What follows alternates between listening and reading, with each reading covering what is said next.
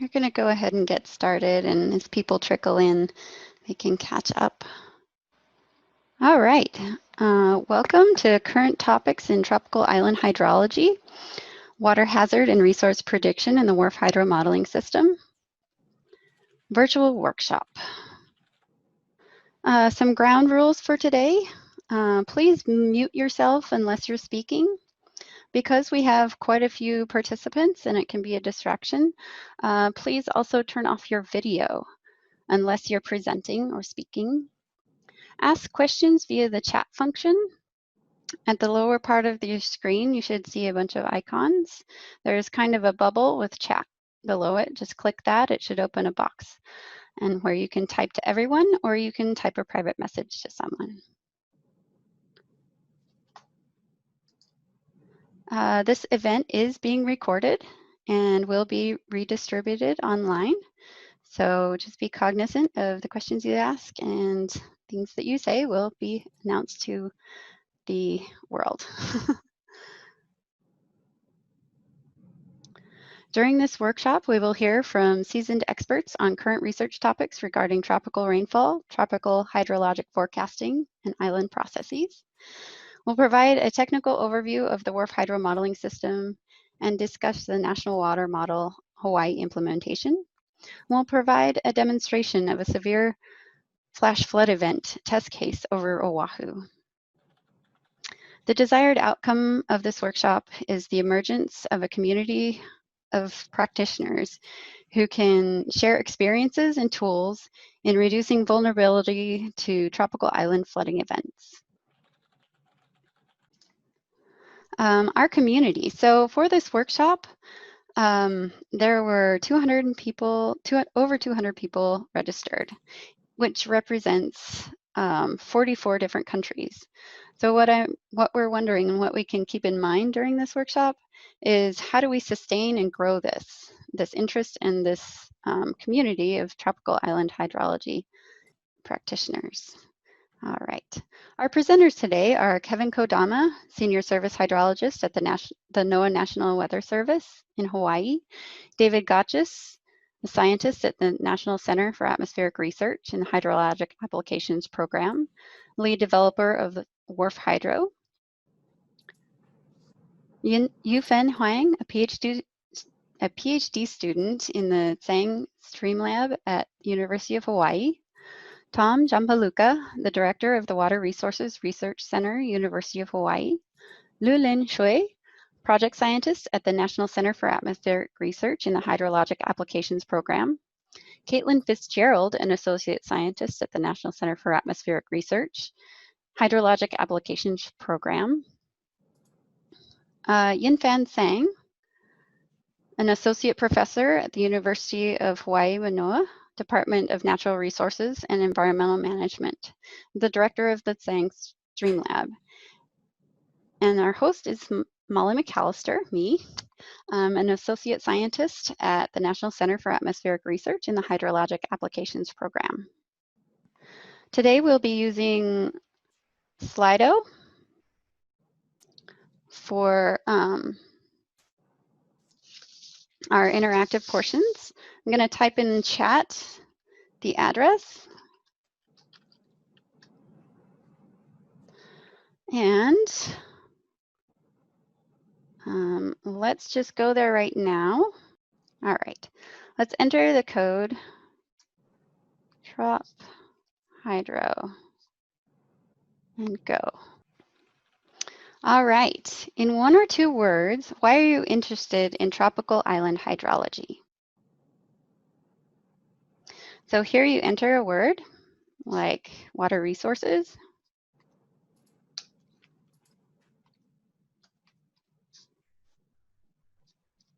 And you hit send. Awesome.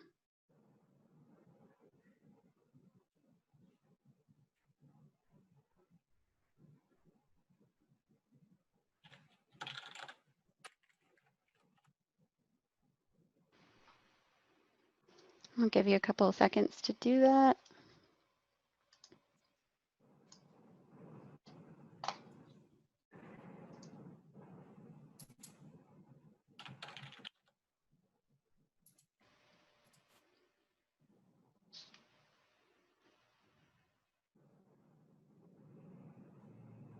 Great. So it's hot. I like that. Natural cloud laboratory, water quantity, climate extremes, intense rainfall, Hawaii. Water is life. That's great. Oh, these are really fun. Freshwater ecosystems, precipitation processes, drought, resource management, convection. Awesome. Okay, well, it sounds like we have quite a few differing interests, but for the most part, water resources is popping out there.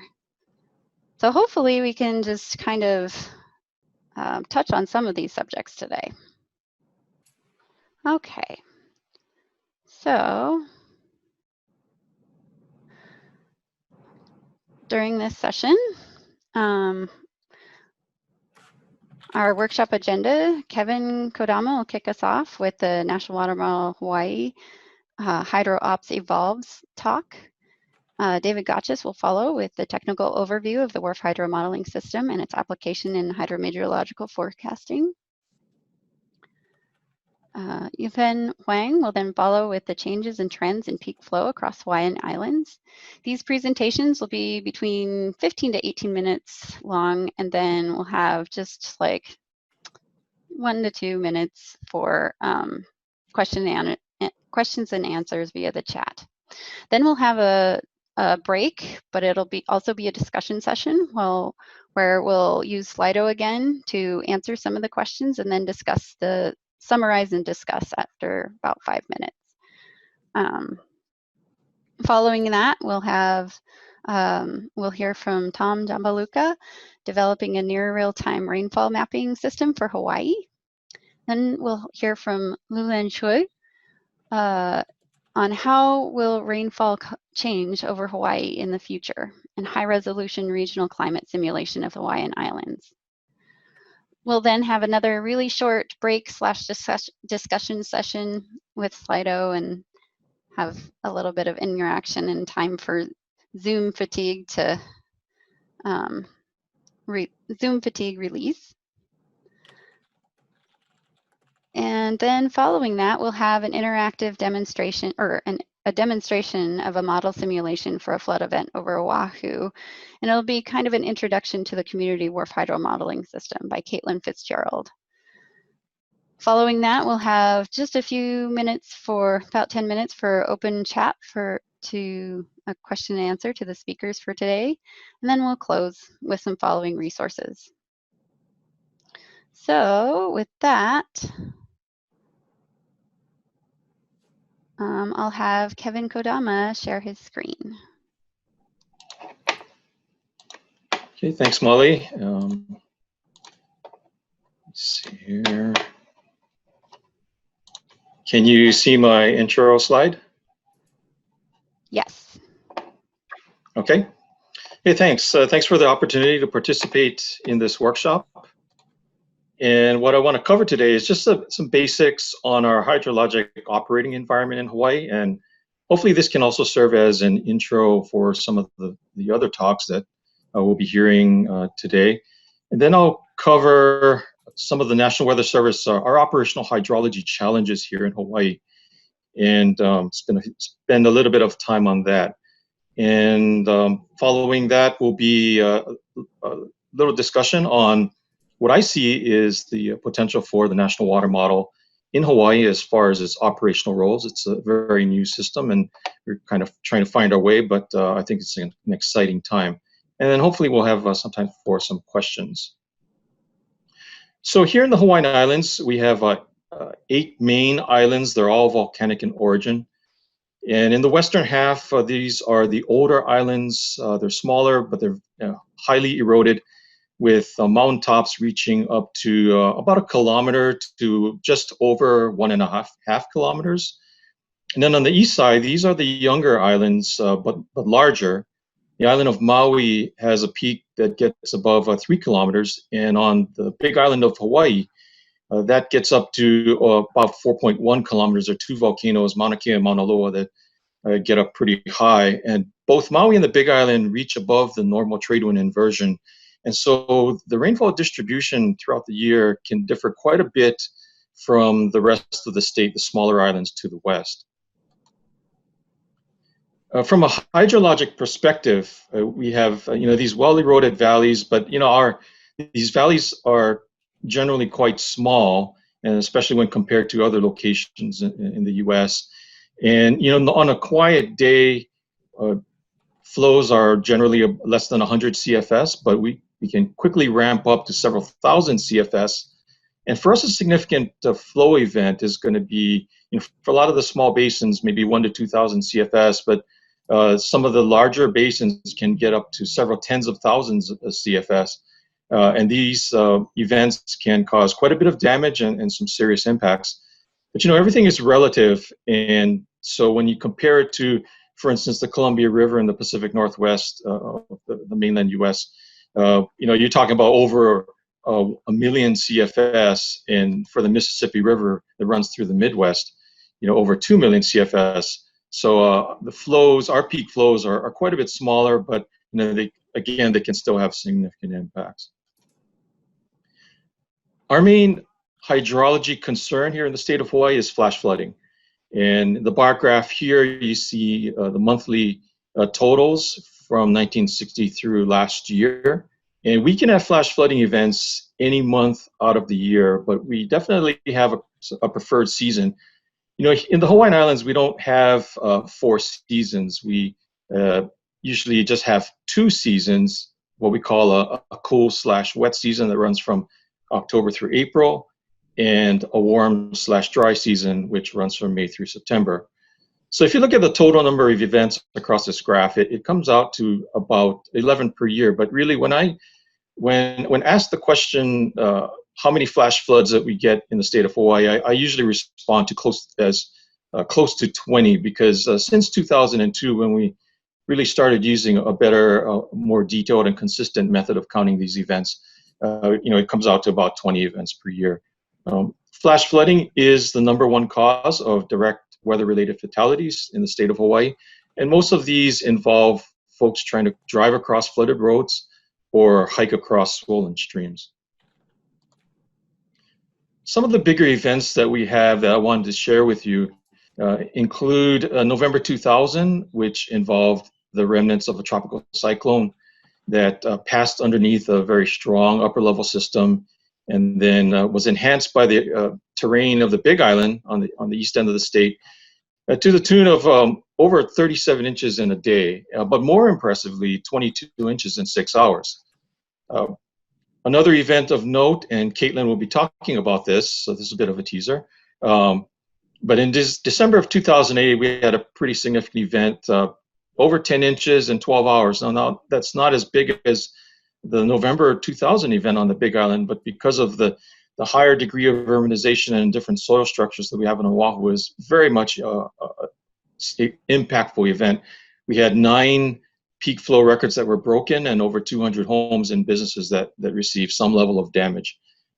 And more recently, a couple of years ago, back in April, we had the East Oahu event, and more significantly, over north and eastern part of Kauai, in the west end of the state, we had 20 to 50 inches in a day on the northern part of Kauai, and a private rain gauge recorded just under 50 inches in a 24-hour period, which broke the U.S. record for a 24-hour rainfall. And that event resulted in over 500 homes and businesses either damaged or destroyed. So in terms of types of flooding in the state of Hawaii, you can have your classic, I call it classic, but out-of-bank flooding from perennial streams. They include, Hanalei River, Manoa Stream, and in this case, Waikele Stream on Oahu. And Caitlin may be showing you some data on this event, but this is from the December 2008 event, and in fact, she may be showing you a hydrograph from the USGS gauge that you can see it on the right side of the image. But this is a significant flow event when the stream rose quite a bit in a short period of time. And here we see a major or significant river for us on the island of Kauai, Hanalei River. You can see in the top image, just left of center, that's Hanalei River on a quiet day. But in a pretty big flood, you can see the bottom image where the floodwaters inundate the taro fields in the valley. And in a really large event, a couple of years ago, this is the event, the April 2018 event I was talking about, the entire valley becomes inundated, and Kuhio Highway, which runs left to right at the bottom of the image, is the only access route from Hanalei and Wainiha and Haena communities for the rest of the island, and they were cut off from the rest of the island for a considerable amount of time. On the drier sides of the islands, the leeward areas, we can have intermittent streams, but these areas can have significant flow events. For example, on the left side, the left image is Keaiwa Gulch, which is on the island of Hawaii.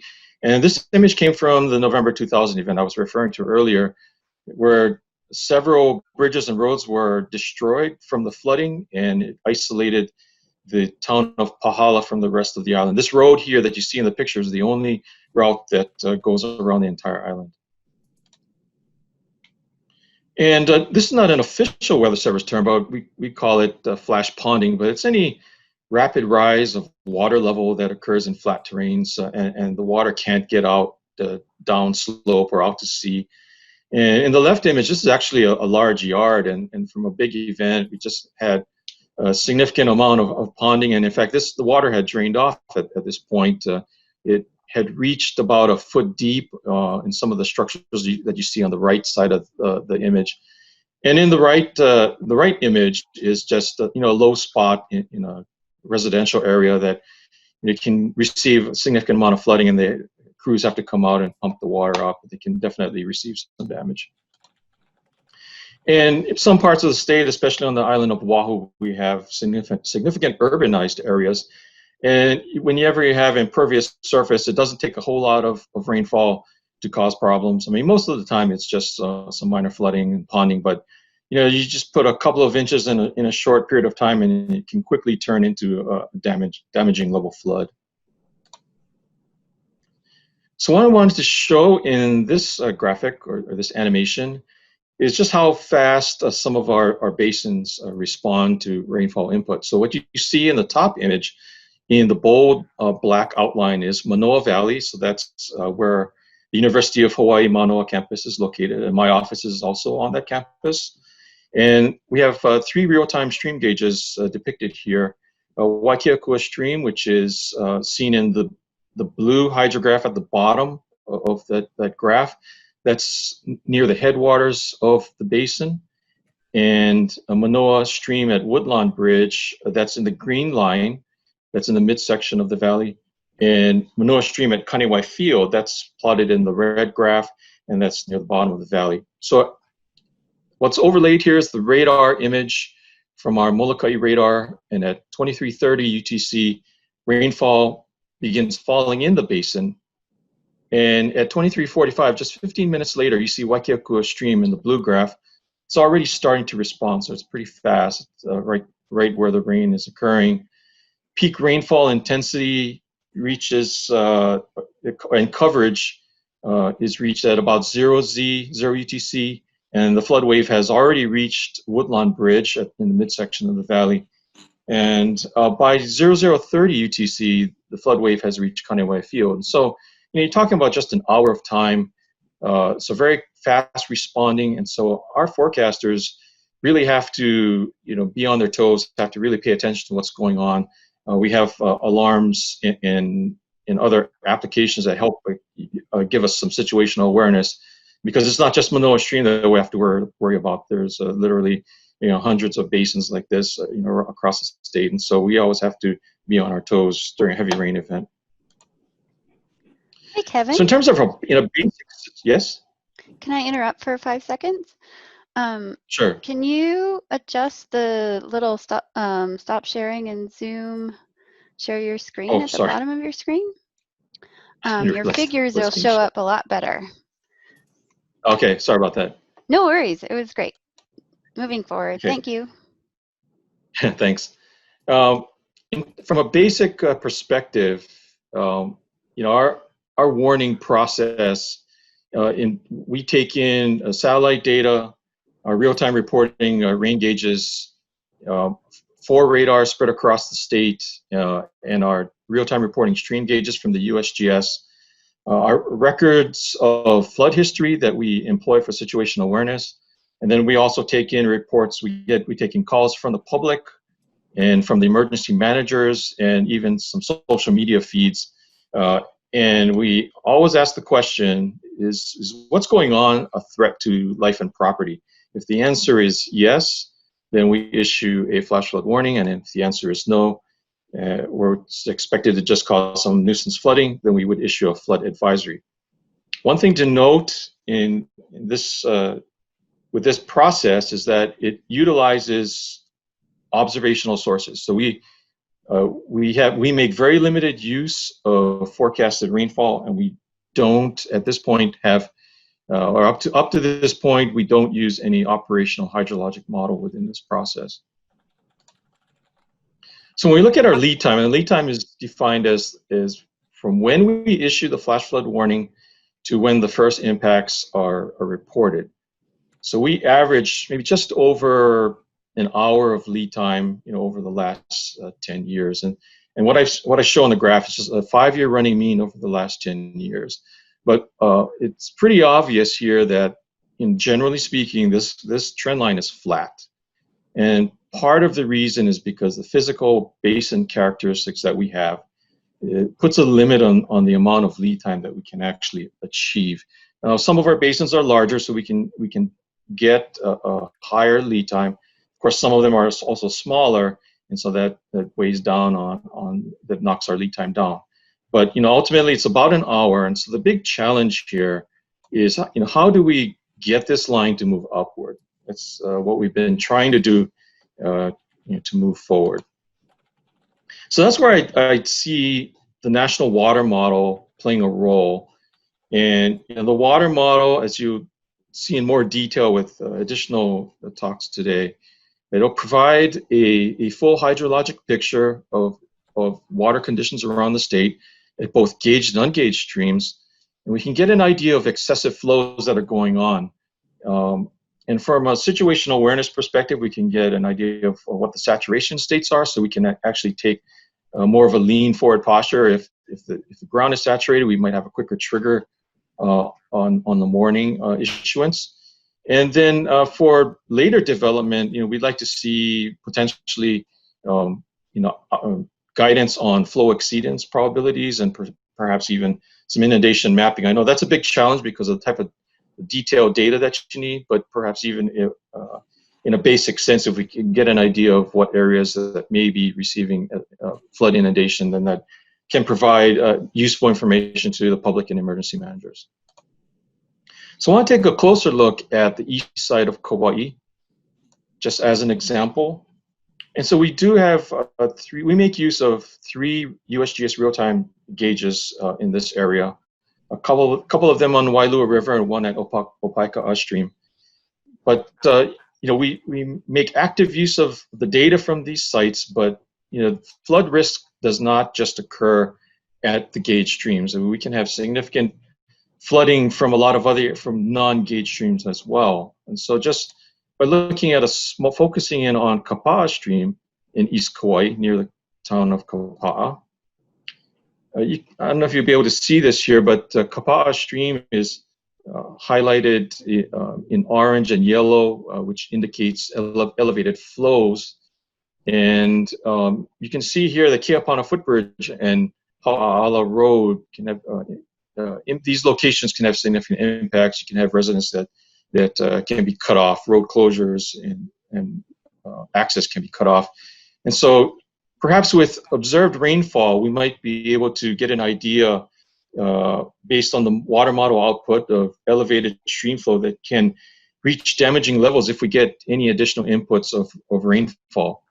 And even farther down the road, if we can establish skillful QPF and know where the model does operate in terms of rainfall forecast with reliability, we can actually get significant lead time for flash flood warnings. And I know it's difficult to lean on a deterministic run from a single model, but perhaps we can pair up the water model with some probabilistic QPF, or maybe even a model blend of QPF. And another product or piece of output or data that we're pretty excited about is we'll be able to view forecast hydrographs from any stream or river location that the model is depicting, and perhaps get an idea of flood timing. And then as we develop stakeholders and users, user community for the model output, water resources managers, I'm sure, will be interested in the data and from the perspective of monitoring in-stream flow standards, and then perhaps even some reservoir inflows for public water and agricultural use. So in closing, I want to just mention or summarize that we do operate in a very challenging hydrologic environment, but I think that with the water model, and again, this is the first operationally supported hydrology model that we have for the Weather Service in the state of Hawaii.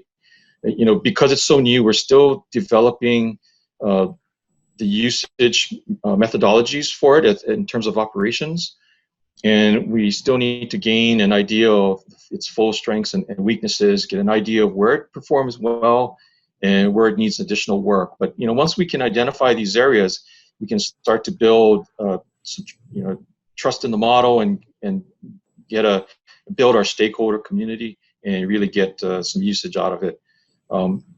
Fully acknowledge that there's a lot of challenges ahead. I talked about skillful QPF or quantitative precipitation forecasts. That's a key component of the model, and doing model calibration and determining where the model does well, and then try to fine tune the hydrologic response to the rainfall inputs.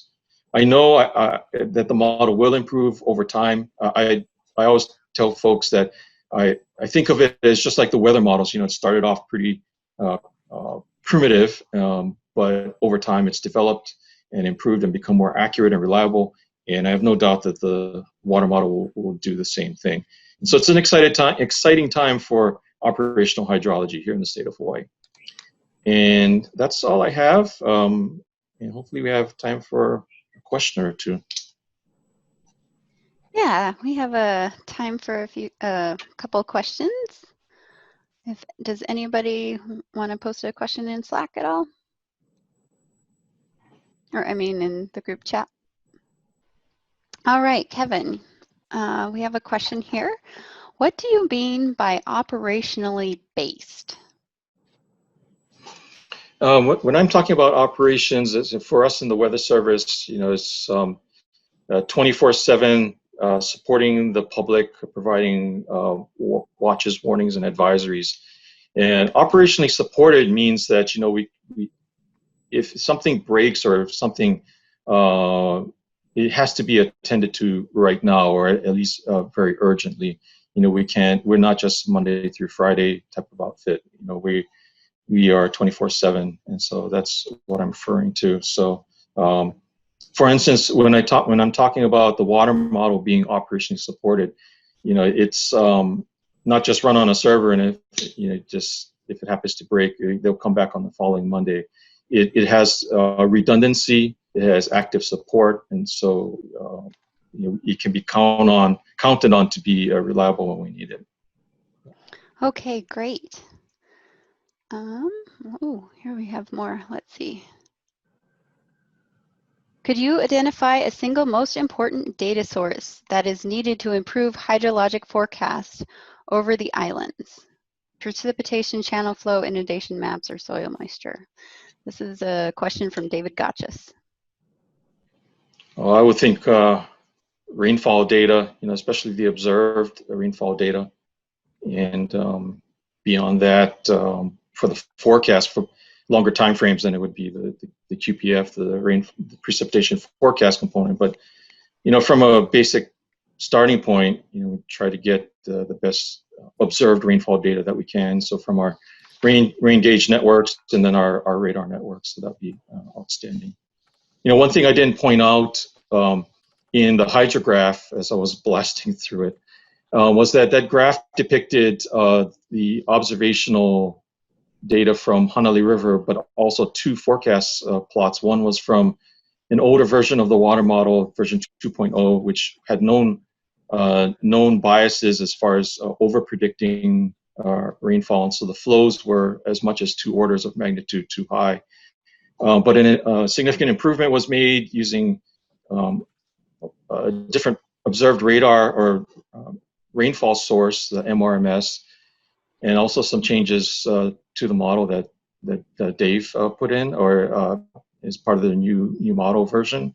And so we had significant improvements. So what I didn't mention was that the line was closer to the observed condition in the hydrograph. So, and that version 2.1 will be going operational at the beginning of next year. So we're really excited about that, and it'll be operationally supported. All right. Thank you so much, Kevin. To keep things going, I'm going to ask you to maybe look in chat and answer some of the questions that have come up. And we'll move on to David Gotchis, a technical overview of WRF-Hydro. So, sorry, Molly, I had to unmute myself before sharing my screen. No worries, we're all learning. There we go. Is that displaying all right? It is. Great. Thanks a lot, everyone. Can you share your video, or do you? No. No video? I have to close back out and go back into that's the fine. setting. Voice is fine. Audio is fine too. Yeah, Thanks. sorry about that. Yeah, thanks everyone. I appreciate the opportunity to talk about the WRF-Hydro system. I think Kevin did a great job there of outlining some of the hydrologic contexts and problems with Hawaii, and gave some nice pictures and explanations of what's going on with use of WRF-Hydro as the national water model for the Hawaii implementation. I'm going to try to go in and provide a little more technical detail on the model, and then I'll show a few more graphics of forecast performance as statistical summaries for Hawaii, and then also the Puerto Rico domain. While a lot of folks on this call are based out of Hawaii, and we certainly have built a really nice collaboration there, you know, the broader topic of this workshop is really trying to look at and think about extensions to other tropical island regions. And so I'll be happy to show some of that from our most recent implementation, which is over Puerto Rico. So just a basic outline here. Like I said, a technical overview, a brief summary of Hawaii and Puerto Rico, of the implementations that we've done there and some of the performance statistics we have so far. And like Kevin, wrap up with a few conclusions and really challenge statements that have emerged. So some of you may be familiar with the WRF-Hydro system. It's a community-based piece of model code, land surface hydrology code, that was developed originally here at NCAR, but has long since spun out into the community and has a very large network of people working on the system from around the world. The code is fully accessible through GitHub and repositories, and lots of documentation and things exist on the website, like a number of the different community modeling systems that exist here. So I won't talk too much about that. What the modeling system is, or what we strive for it to be, is an extensible multi-scale and multi-physics modeling system that has the ability to do both coupled, in that sense, to the atmosphere, and uncoupled, being driven by sort of prescribed atmospheric forcing data, assimilations and predictions of major water cycle components. So when we're coupled to the atmosphere, that would include precipitation. In either case, we're looking at representing in some great spatial detail soil moisture, snowpack, groundwater, stream flow, and inundation characteristics. In a traditional sense, this is considered to be a physics-based or process-based distributed hydrologic model. And so for those folks coming from the more traditional hydrologic or watershed modeling community, we sort of fall into that category. The other goal here we have is to provide accurate and reliable stream flow predictions across scales. And that really ranges from sort of zero order catchments and hill slopes all the way up to sort of continental scale river basins, and across time scales from minutes to seasons. And even more recently, we've been working with some folks on some climate change applications. And lastly, this idea of coupling back to the atmosphere still remains a core of our work, even though I would say a majority of our work these days is working in an uncoupled world. So this graph here just highlights what we mean by this. When we're running an uncoupled mode, like we do for a lot of the hydrologic forecasting activities that we're engaged in, like what Kevin just mentioned for the Hawaii National Water Model setup, we're prescribing the meteorology that's coming into the model, into the hydrologic model from other data sources. Those can be from radar, from satellite, from numerical weather prediction models, from gridded gauge analyses, things like that. And then the terrestrial hydrology component is sort of what's integrated forward in time. In our two-way mode, we have WRF-Hydro being fully coupled with WRF, the atmospheric model, regional atmospheric model. The system has been coupled with a few other atmospheric models, sort of prototype activities, but largely most of our work is done with the WRF model. And in that mode, we're exchanging not only those key meteorological forcing terms to the surface, but also the surface energy and mass fluxes back to the atmosphere, and then allowing those processes to fully interact. When we do this over different regions, we get sort of different behaviors and feedbacks to the atmosphere. This graphic here is just an example of some fully coupled work that was done over the Colorado Front Range region here when we switched on and off the different hydrologic physics in the model, in the WRF-Hydro part of the model, and let that feed back to the atmospheric cloud field in a fully coupled system.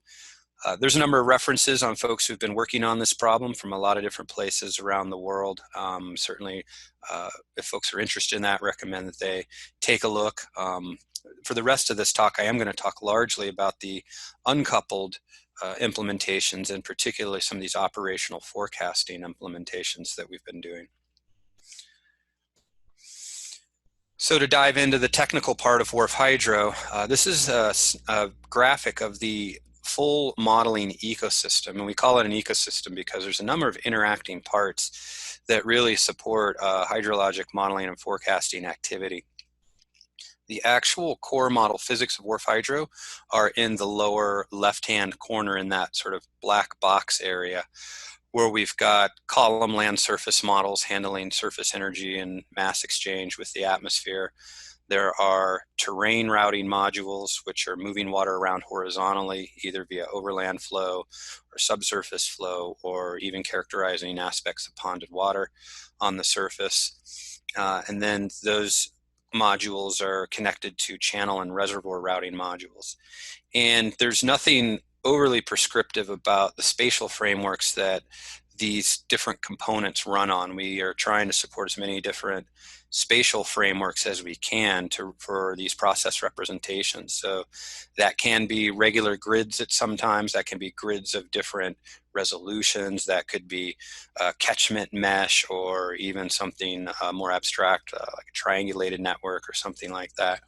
So a key aspect of WRF-Hydro is the multi-scale spatial transformation. Outside of the core physics, you can see there's a number of other components here related to getting atmospheric forcings into the model. So we have a forcing engine that does that. We have a geospatial preprocessor, which handles things like the hydrography delineation, the soils definitions, the land cover definitions, and a host of other things. For forecasting applications, we often run connected to a data assimilation system. So WRF-Hydro has been coupled with the DART system, Data Assimilation Research Testbed, which is a community data assimilation system at NCAR. And there's folks working on linking to the JEDI system with NOAA.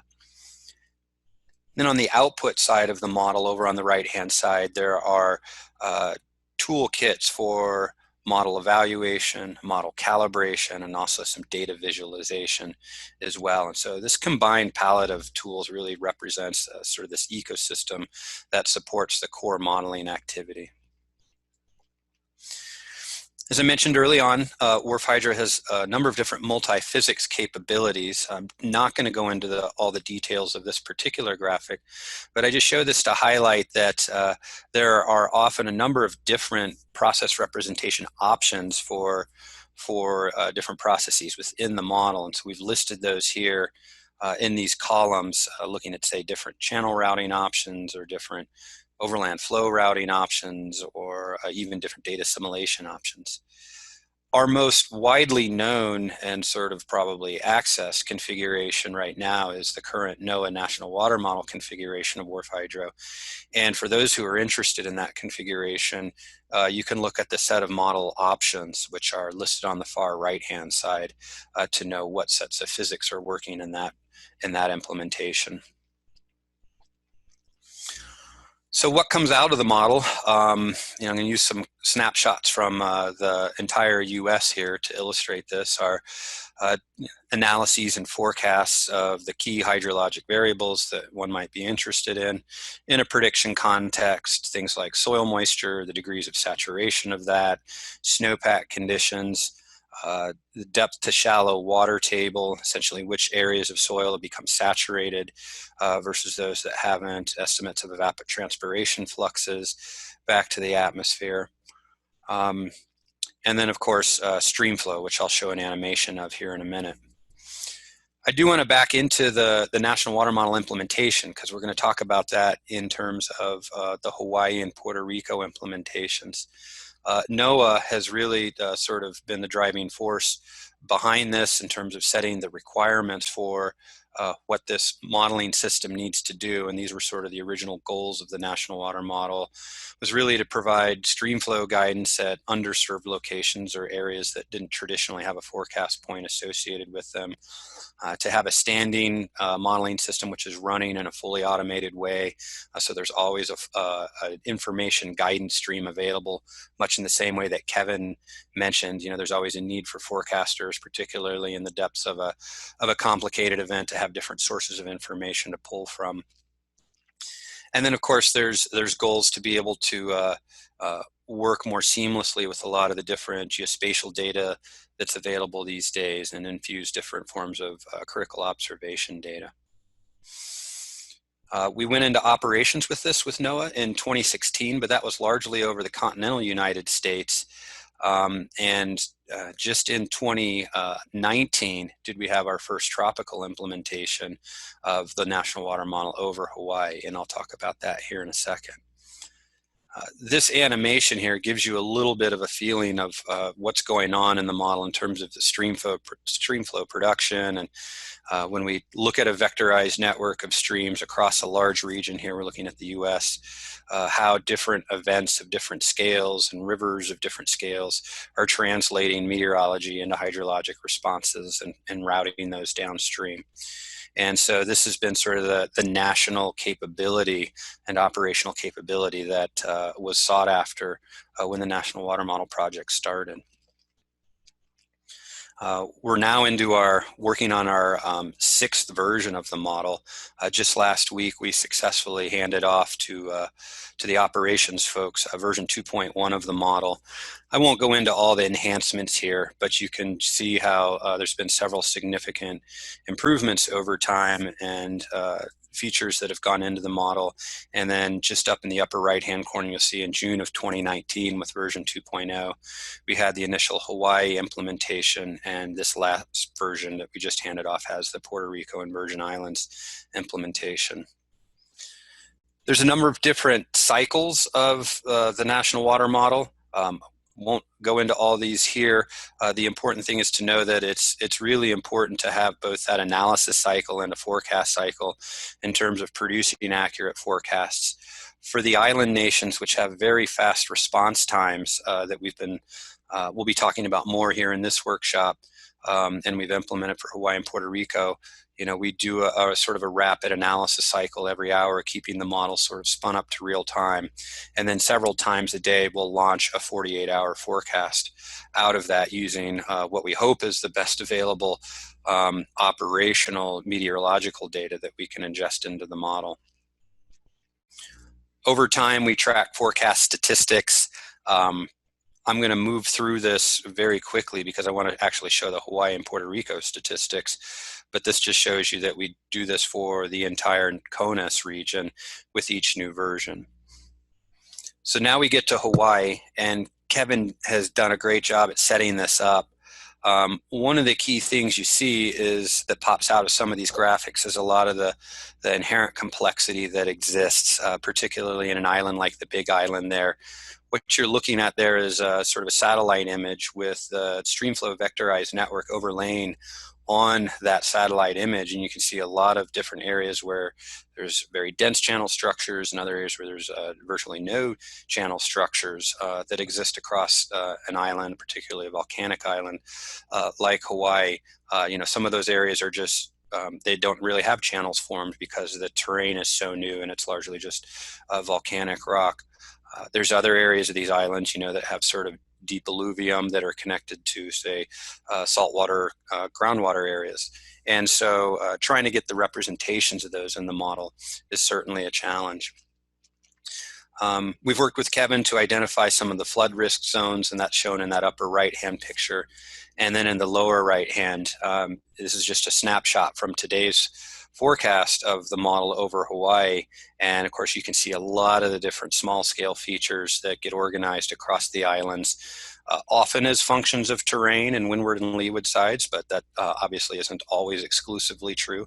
And in a convective environment, there can be a lot of different things going on.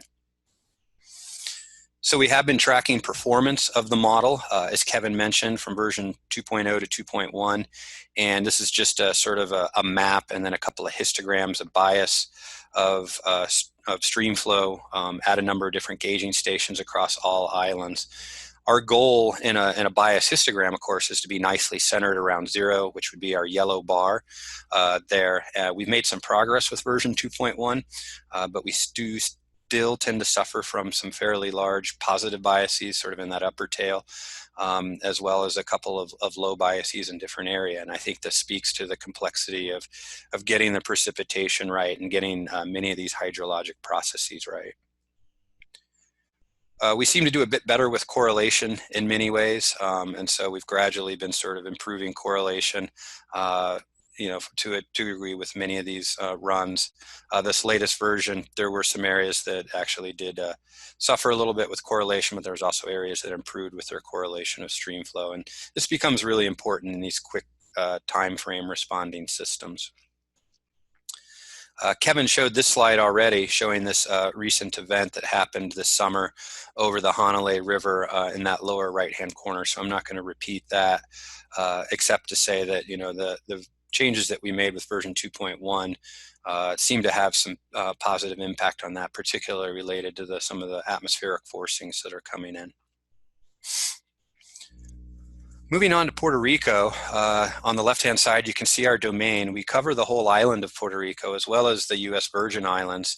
And so those islands that you see a stream vector network defined for are where the model is active. And so it's a pretty diverse and intense area, or sort of dense area of hydrologic activity. You'll notice on that northwestern side of Puerto Rico, there's actually very few streams. And that's because that is actually a karstic regime that exists in that area. And a lot of the channels actually disappear and go underground for a while, which itself presents other major challenges. But the system operates much in the same way functionally as the way the model's set up in Hawaii. It has a pretty fine resolution with 100-meter routing grid in it, the vectorized channel network, and meteorological forcings being processed down to 1 kilometer coming into this. And with that, we're trying to depict not only stream flow, but also the those areas of overland flow or ponded water inundation that Kevin mentioned is going to be a problem in Hawaii as well. And the graphic in the upper right-hand corner here shows a map of that actually just from a few hours ago from the analysis cycle of the Puerto Rico model. That snapshot is from the Arecibo area up along the northern coast of Puerto Rico. Like Hawaii, we track model statistical performance as well. We only have one version to look at, but you can see sort of the distribution of bias and the distribution of correlation values for Puerto Rico here. There are no active stream gauges that we know of over the U.S. Virgin Islands, so that does present some challenges from a model validation perspective. But there are other ways to validate a model, and we look forward to trying to explore those moving forward. this is just an example here of some operational guidance and assessment that was done as the model was being tested this past summer when Hurricane Isaias went over Puerto Rico. And this was sort of the first time that that island also had operational hydrologic prediction guidance coming from National Weather Service through their forecast office for stream flow in this area. And while you see some errors in sort of the timing and peak magnitudes of flooding events that happened across different areas of the island, there is definitely some fidelity associated with that, and there will be opportunities to look at improving that moving forward.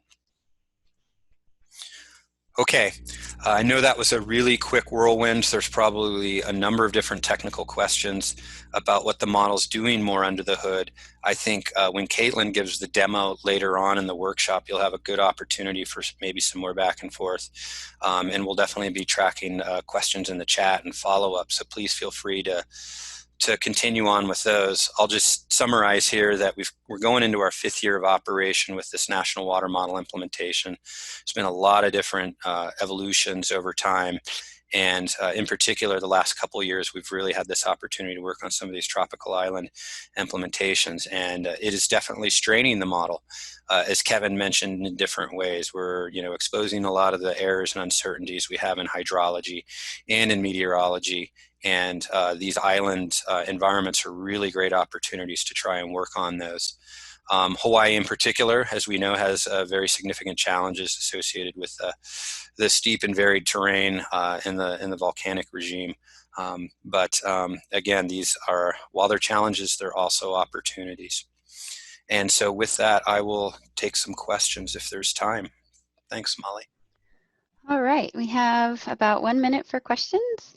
The first one we have is, how good is WRF-Hydro coupled, uncoupled, is to predict drought forecast, maybe 7 to 15 days? That's a good question. At the 7 to 15 day time scale, I think there's some open questions as to what the value of running the model in a fully coupled mode versus an uncoupled mode. In order to do good drought work, of course, you need sort of some long-term either reforecasts or simulations in order to generate anomaly statistics from. Some recent work by folks in the Climate Prediction Center comparing WRF-Hydro characterizations of drought, soil moisture anomalies, stream flow anomalies, so on and so forth, have shown that it actually does have quite a bit of value in areas where some other monitoring products have been falling short. Whether or not, the two-way coupled nature and the feedback would lead to, say, an improvement in weather forecasts at the 7 to 15 day time scale, I think, again, is an open question, but I think the literature points to, those areas of around the world that have strong land-atmosphere coupling feedbacks. Those would be sort of monsoonal regimes, the high plains of the U.S. and so on. There certainly is the opportunity for a lot of feedback behavior there that could be enhanced by a fully coupled implementation. Okay, thank you so much, Dave. Please feel free to monitor the chat and answer any questions in there or following questions in there. Next, we'll hear from Yufeng Huang. All right, can everyone hear me and see my screen? Yes. Okay, cool. Thank you, Molly. All right, so Dave just gave us a great overview for the WRF-Hydro, and then now let's get back to some research in Hawaii. I'm Yufeng Huang, and Infan, Aaron, Hannah are my wonderful co-author for this study, the change and trend in the peak flow across the Hawaiian island.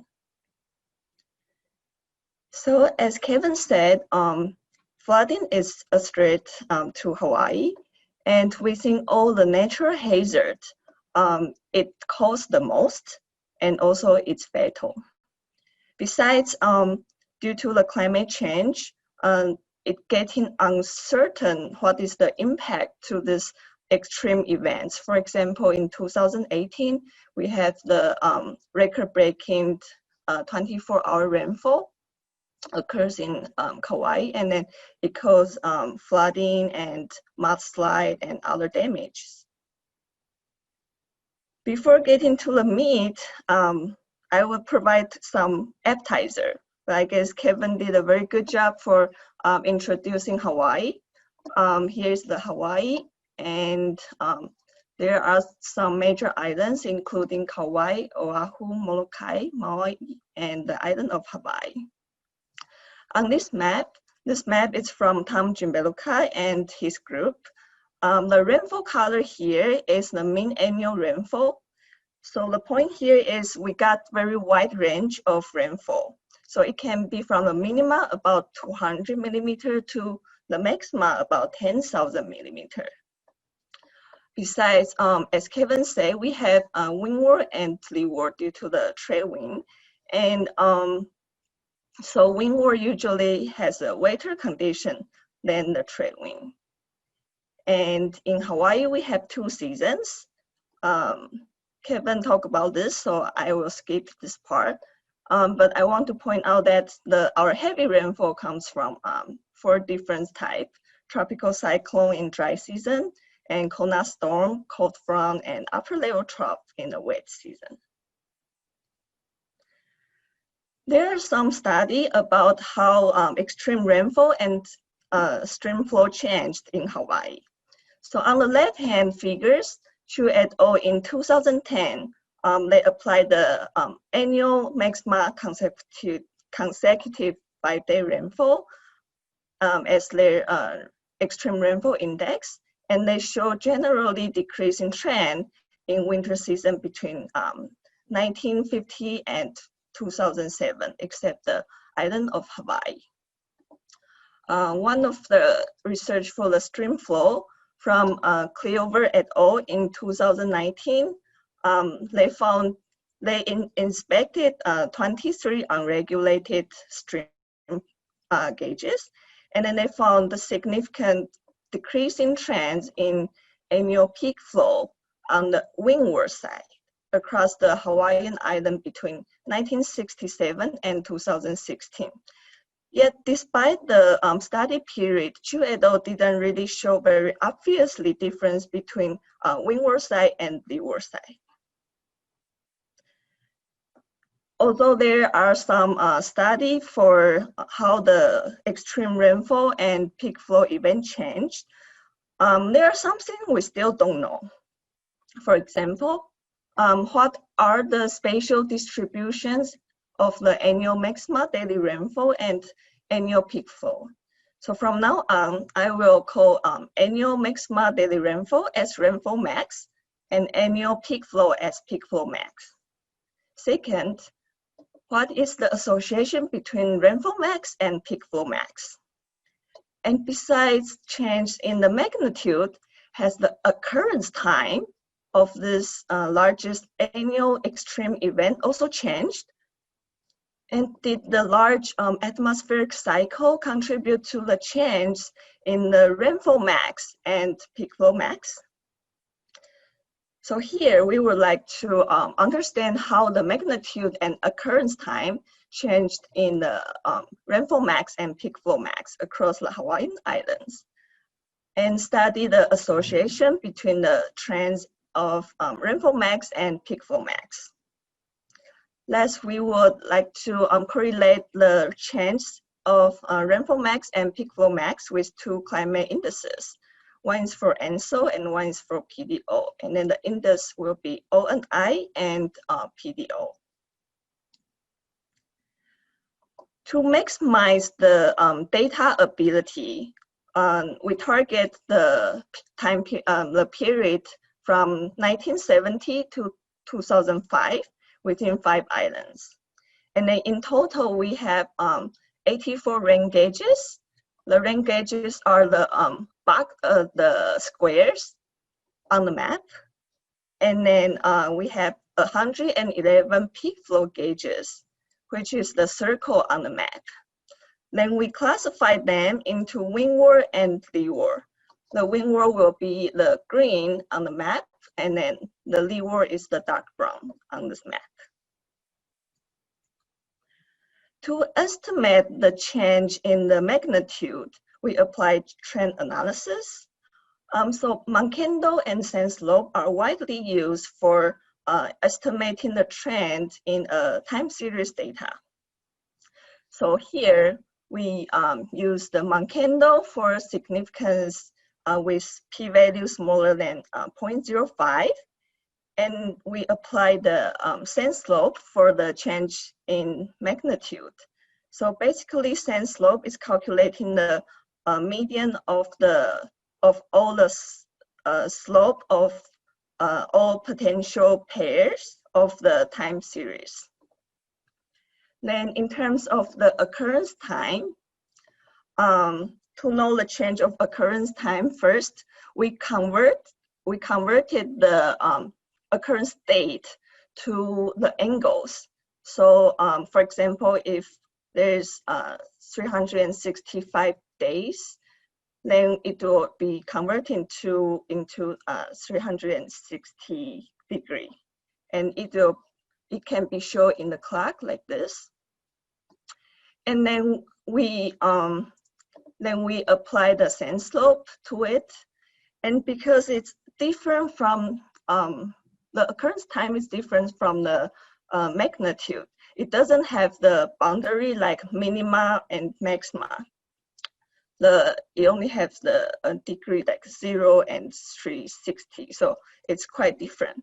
So here we need to add this adjustment factor C into the sense slope equation to understand how the occurrence time change.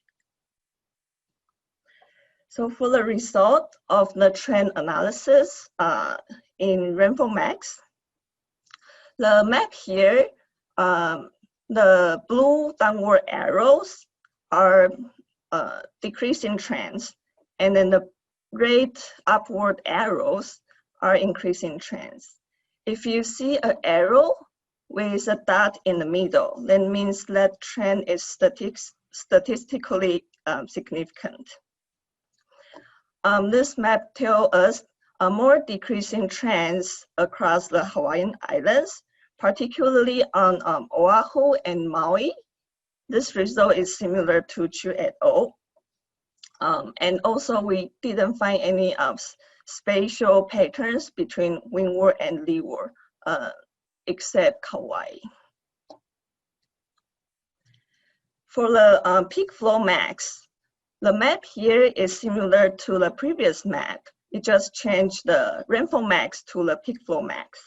And so the arrow become triangle here. And we found also the decreasing trend dominates most of island except Kauai and Molokai. And although there's more decreasing trend, let's take a look. Oahu, there's still some gauge shows significant increasing. So for those gauges, we might need to be more aware of what's going on in the future. And only Kauai and East Maui showed differences between the windward and leeward side in their spatial distribution. All right, so to understand how the peak flow max associated with the rainfall max, we geographically paired the rain gauge to peak flow gauges. So the rainfall from the rain gauge can represent the rainfall for each peak flow gauges. And after geographically paired, only 46% of the pair gauges show consistency in their peak flow and rainfall trend. This is unexpected. And then we found one of the possible reasons is that the peak flow max doesn't really happen or occur in the same time, the same date as peak flow max. So here is the diagram of what's going on. The X represent a water year. On the top is the rainfall, bottom is peak flow. So we can see the rainfall max doesn't need to occur coincidentally with peak flow max. So we pair the rainfall to the same date as the peak flow max, and then did the trend analysis again. So after paired same date records, 67% showed consistency now.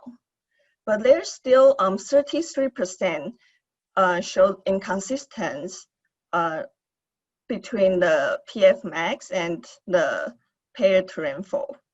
And then this might be due to the different rainfall runoff processes, or the daily rainfall, the temporal resolution of daily rainfall is not really resolving this issue.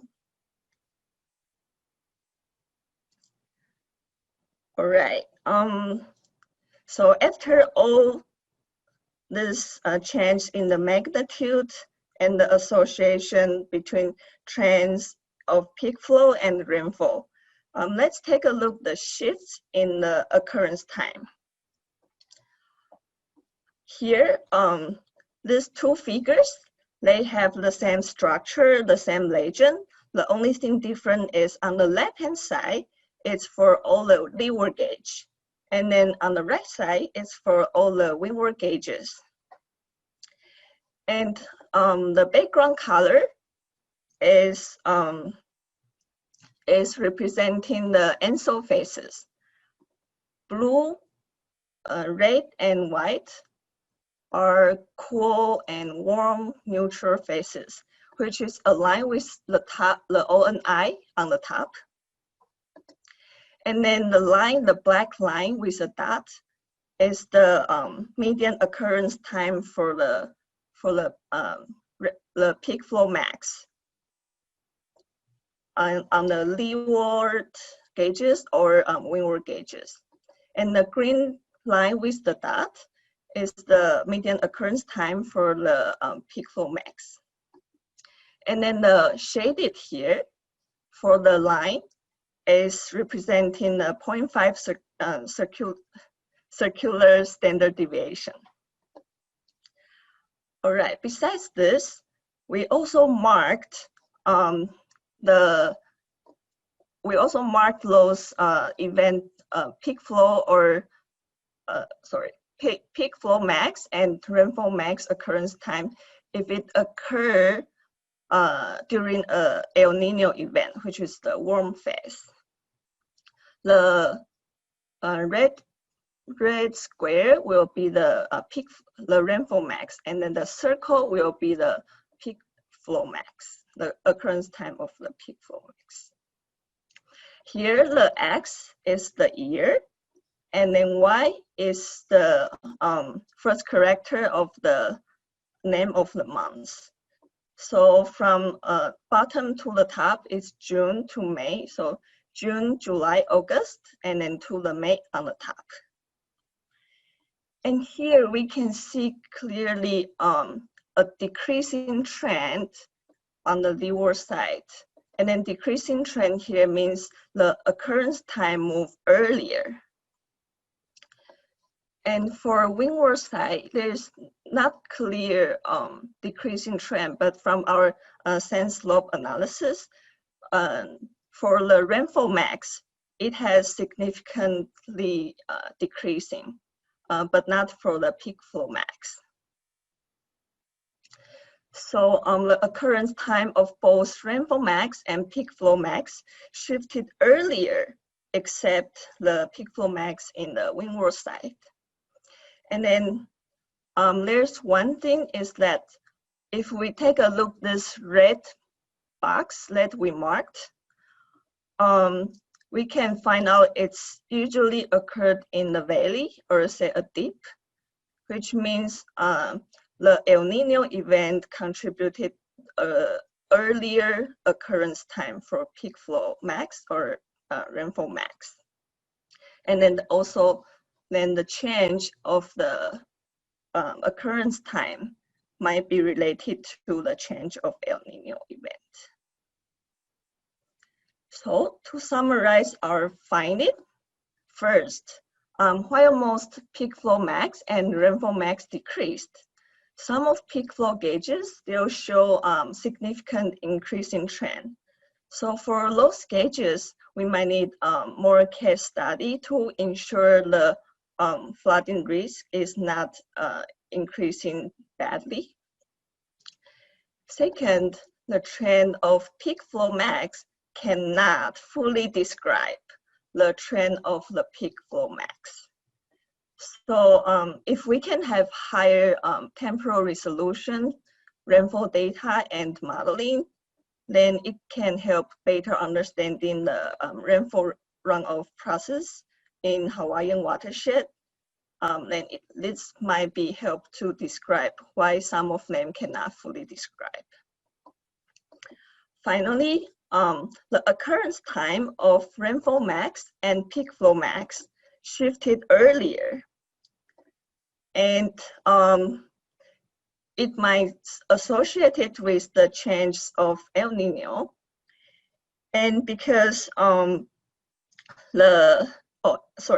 also it has some ecological implication. So in Hawaii, the timing of flashy flood, it triggered the migration native freshwater species, or OPU. So the change in occurrence time, it might influence the stream ecosystem across the Hawaiian island. And then to have further research of this, we might need more species or ecosystem observation and modeling. And here, except the last point, for the first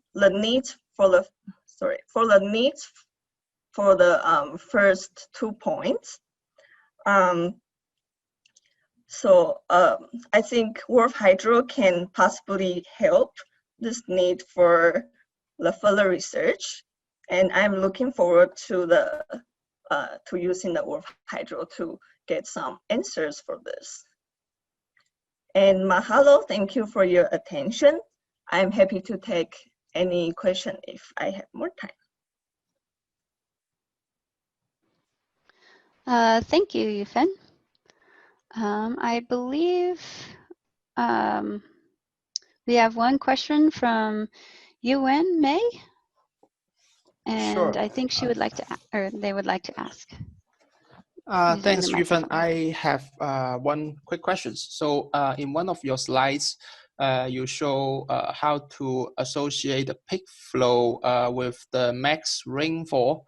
And you mentioned that you use the same day of max rainfall and associate it with the peak flow.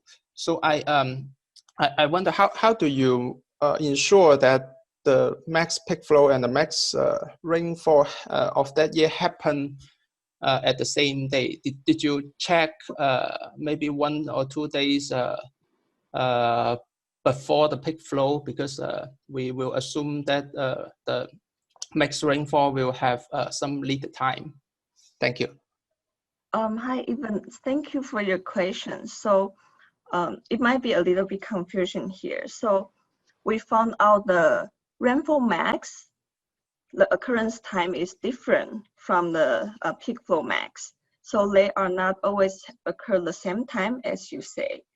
So we paired the same day rainfall to do more analysis rather than use the rainfall max to do the analysis. Yeah, I understand. I mean,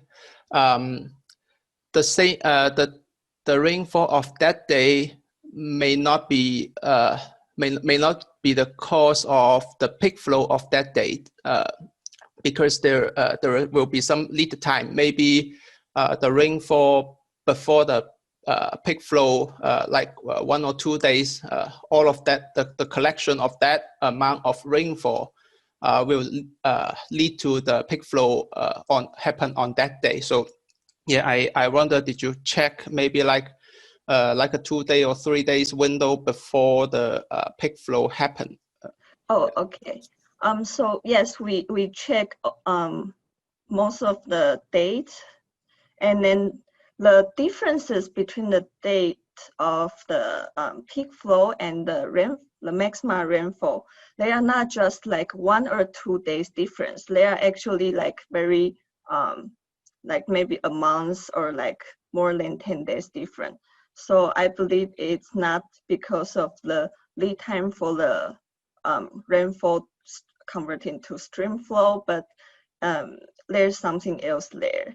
And also in Hawaii, we assume a small watershed, the lead time is very fast, as Kevin showed us. Usually from the mountain to the ocean, it takes about just 30 minutes to a few hours. I see. Thank you. Thank you. All right, thank you, Yufeng. Sorry, yes, Yufeng. Please follow up in the chat with answers to questions. Okay. Right now,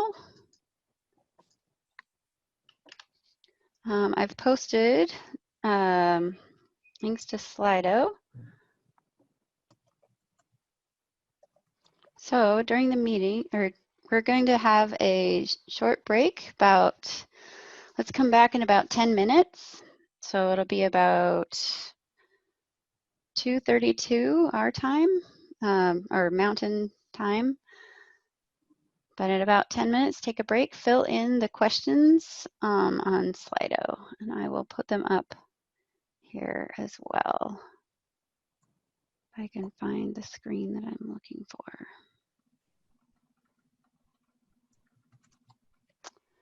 Okay. So you should see 2 questions.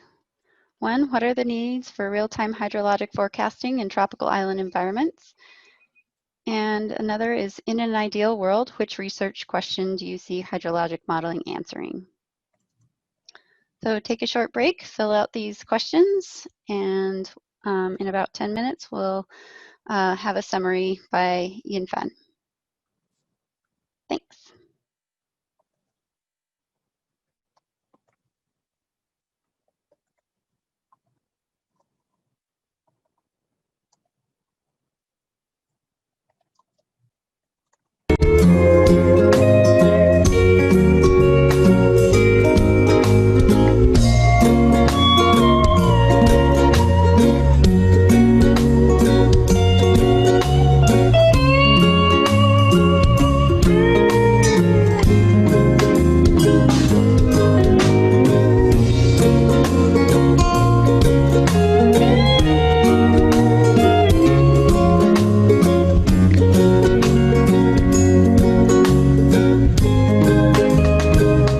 Everybody's back, hopefully. Thanks for the awesome presentation that have been happening earlier by Kevin, Dave, and Yufeng.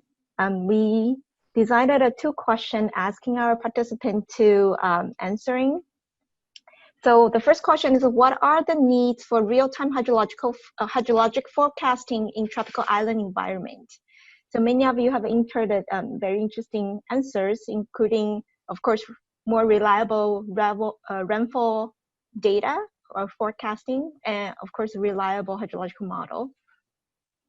And many of you also indicated different kind of real-time precipitation estimate, and better real-time flood warming with sufficient lead time. So I think Kevin have pointed out that the lead time in especially the tropical islands is very short.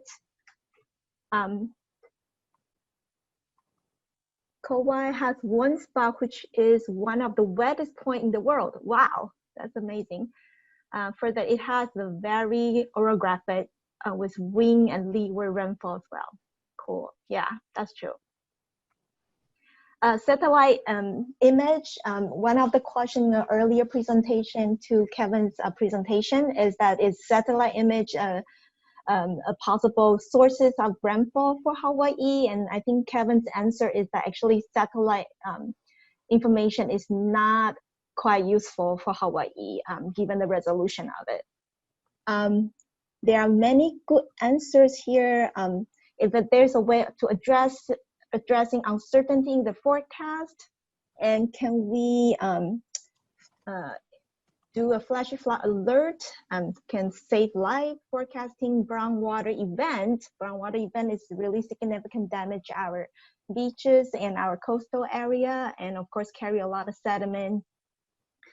And then we need to improve quantitative rainfall forecasting in numerical model, indeed, right? So that's very important. I think many of you have pointed that out. Maybe in the later time, we can ask Molly to share those information. If some of you willing to stay connected and collaborate, we can share those answers and then see how this community is willing to move on and identify the gap and work together to fill those gaps. All right, Molly, do you want to introduce the next speaker? Yes, the next speaker is Tom Jamaluka from the University of Hawaii. Aloha, everyone. Get started here.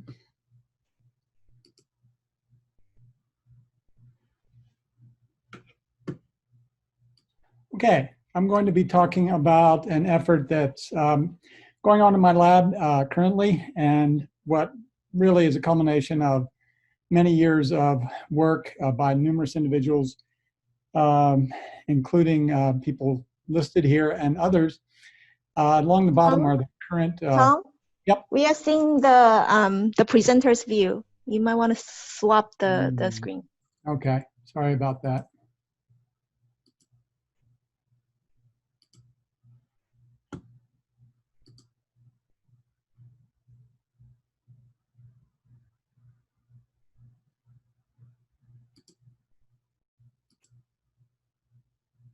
How's that? Yes, this is working. Okay, thank you. Sorry about that. So along the bottom are some of our sponsors and our current affiliations of the work that's currently going on. But over here on the right, I'm also highlighting the fact that we worked with NCAR a few years ago on a project that really significantly advanced the work that I'm going to talk about here. So that was in Roy Rasmussen's group. And included people like Martin Clark and Andy Newman, Ethan Gutman, and Lou Lin, who's here today, and also Jeff Arnold, who was with the U.S. Army Corps of Engineers, which provided funding for this work. So we're really grateful for that, and we continue to be happy with the collaboration we have with that group. So I'm going to, okay. So I'll start off by just talking about the timeline of development of this work. And, you know, we had a rain gauge network that began developing, became dense enough in around the 1920s that the first rainfall maps were produced for Hawaii, first kind of mean rainfall maps. But I would say the real modern history of climate and precipitation rainfall mapping in Hawaii starts with the Rainfall Atlas in 1986, which was a paper report with mean and median, 30-year mean and median rainfall maps for each month of the year and annual. That was updated in 2011, and then with the work of Abby Frazier, we extended this to month-year maps. Rather than only having the mean maps, we really wanted to see how rainfall patterns varied from month to month. So she developed a set of maps that eventually extended from 1920 to 2012. And that's a huge number of maps, very high resolution, 250 meters resolution across the entire state. We're only showing one island here. That shortly after that, as part of that collaboration with NCAR, Ryan Longman produced a 25-year daily rainfall data set from 1990 to 2014, which was a big advance and something we never had before. But the common thing with all these time variable products is that they always ended at some point in time prior to the end of the project, and that once the project was over, there was nothing new until we had a new project. So that always left the period that people were most interested in, which is the most recent period, without any products covering that time. So we want to really move to a system that can produce and continue to produce products and keep them up to date. So we need this kind of sustained production of data products, and that's what we're working on here. So what we want is to be able to produce maps monthly at a monthly time scale to start with, and have them appear right at the beginning of the next month. So for example, here's the July 2020 map. And so this is a 250 meters resolution map that is produced by the system that I'm going to describe to you. And here's the most recent map, which is the August map. And then tomorrow there will be a new map produced for September. We'd also like to do this at the daily interval, and the process that we're building is starting at the monthly interval, but it is, we think, going to be a fairly straightforward to go to the daily interval. And eventually we'd really love to have sub-daily to address problems like the ones that Yufeng and others, Kevin and so forth, talked about. Okay, so here's a look at the rain gauge network as it exists today. Some of these stations are telemetered, and we get real-time information from them. And so our process is to go from these, let's say, daily values that come in. So this is representing daily rain gauge amounts, to produce a gridded product like this at high resolution and have it be reliable and be done automatically. And that involves taking care of a bunch of problems and dealing with the network as we have it. So this was done historically. So I mentioned that Abby Fraser had done a product going back to 1920 up to 2012. Now we've updated that up to the present. So as part of the current work that we're doing is to produce a coherent data set all the way up to the present with no gap. And also to build a system that will automatically keep producing maps as we go forward in time. So this is a kind of complicated and busy slide here that just shows the steps in our workflow. And I'll just go real quickly from the left there. Number 1 and 2 is acquiring the data. So we get online, real-time online data that's available from various sources. We also get manually extracted data or online data that appears later, and that'll get put into the workflow at a later time. But initially, we take those real-time data, we run it through a quality control system that we developed ourselves, and we go then to gap filling to produce serially complete time series at each station. We then, with those complete data sets for both daily and monthly, we can produce interpolations and then put them automatically onto a data portal where people can access and get the information. So I'll just go through these steps quickly one at a time. The first one is, the data acquisition.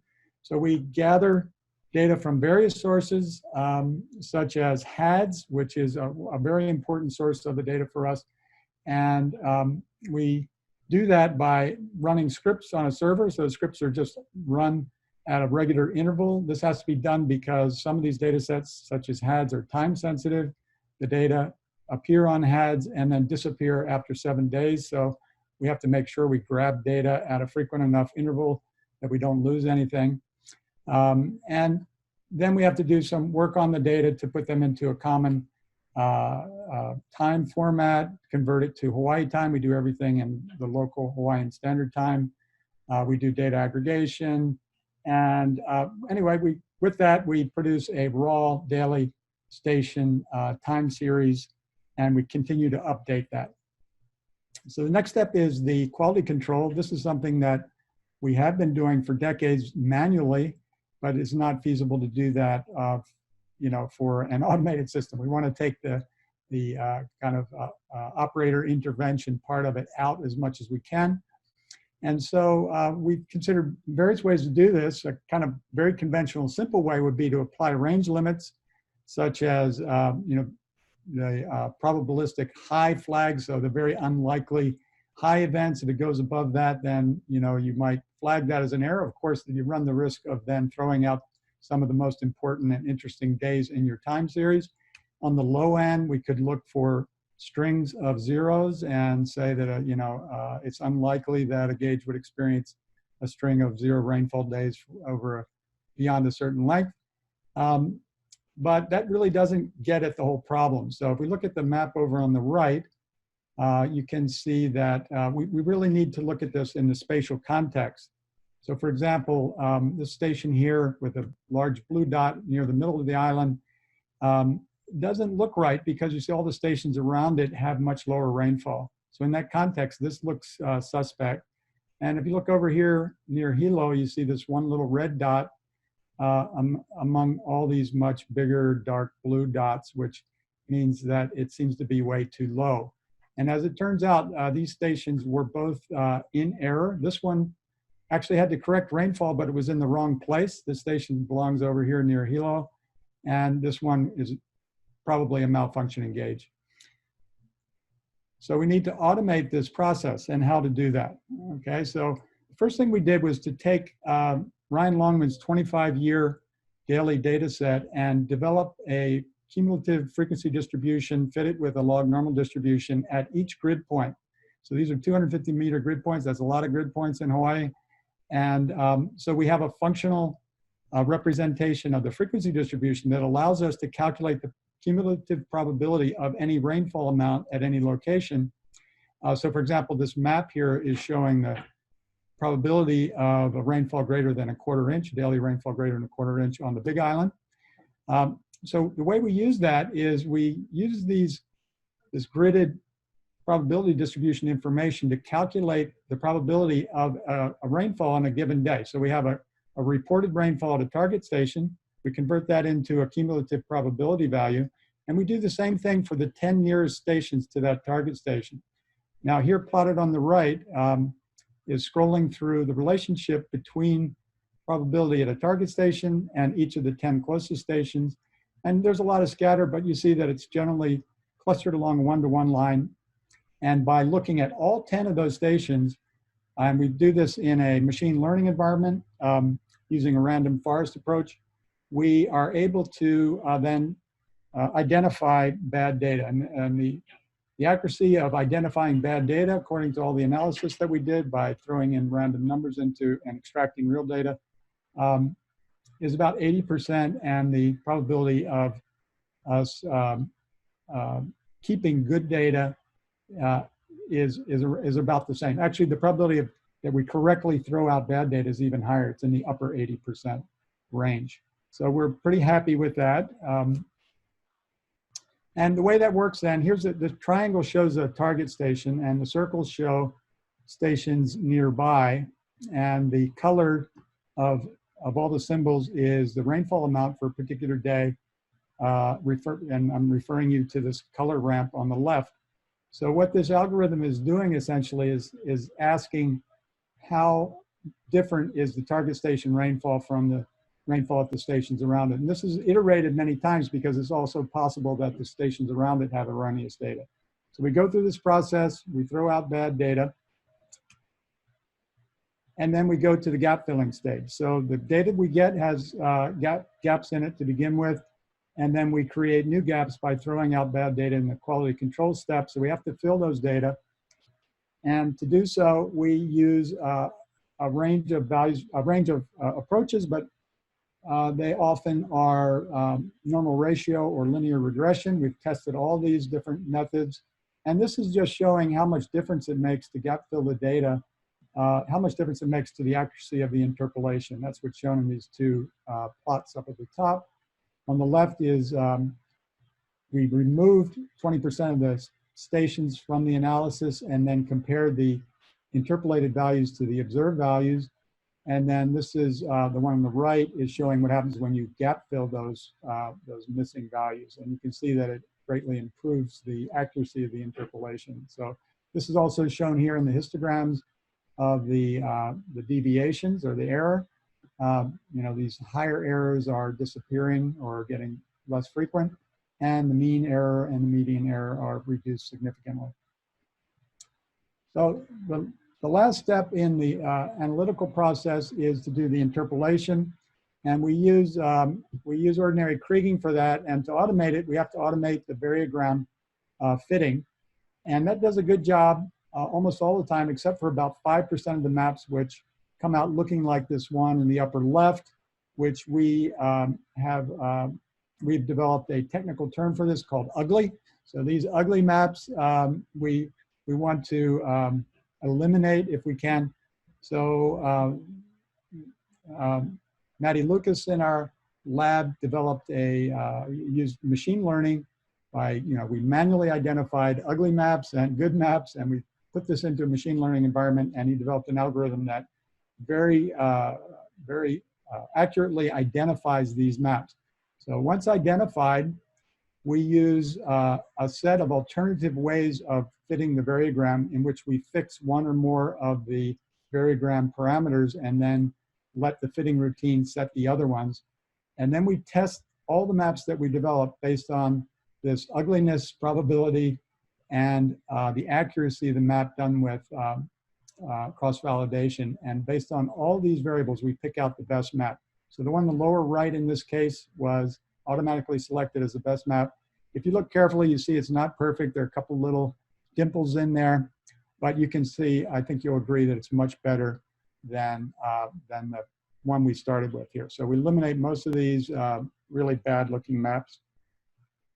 And the last step is to put the new map onto the data portal, and we have that running currently. We don't have it publicly available yet, but we will be launching it soon. And so people can go and see the entire state rainfall map. You can zoom in, click, and get information at any grid point, or you can click on a station and get the station information and station metadata. So that's where we are right now. We would like to continue to move forward with this, go to daily. Eventually, maybe we'll go to sub-daily. And we also intend to produce products like this for other hydrologically relevant variables, so temperature, humidity, solar radiation, net radiation, wind speed, and soil moisture.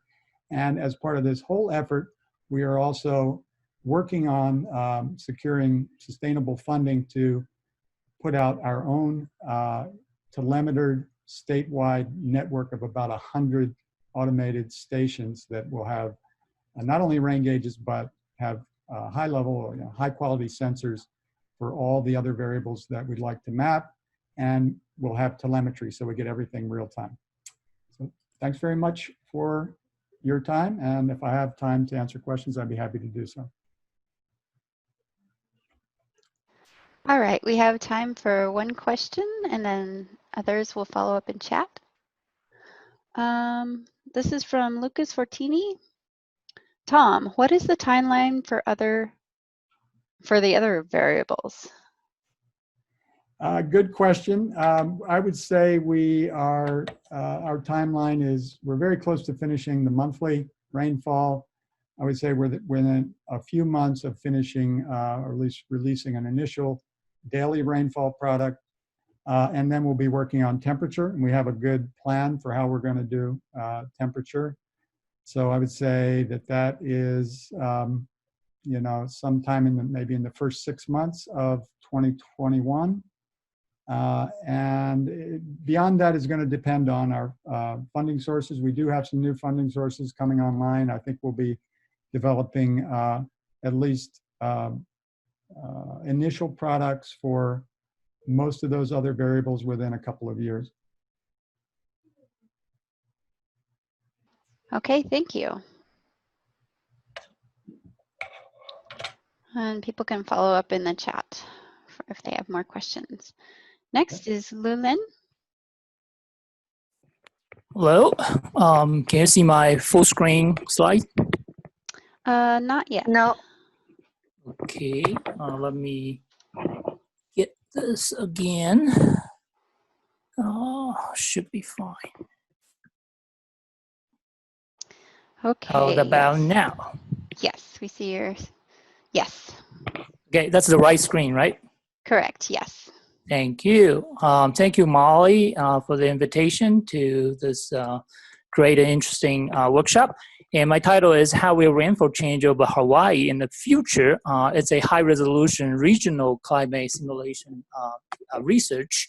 And I think Tom provided a very good introduction in terms of the observational study on the Hawaii rainfall distribution, and the quality of the data is pretty amazing. And we actually adapt those as our ground truths to validate our simulations in this talk.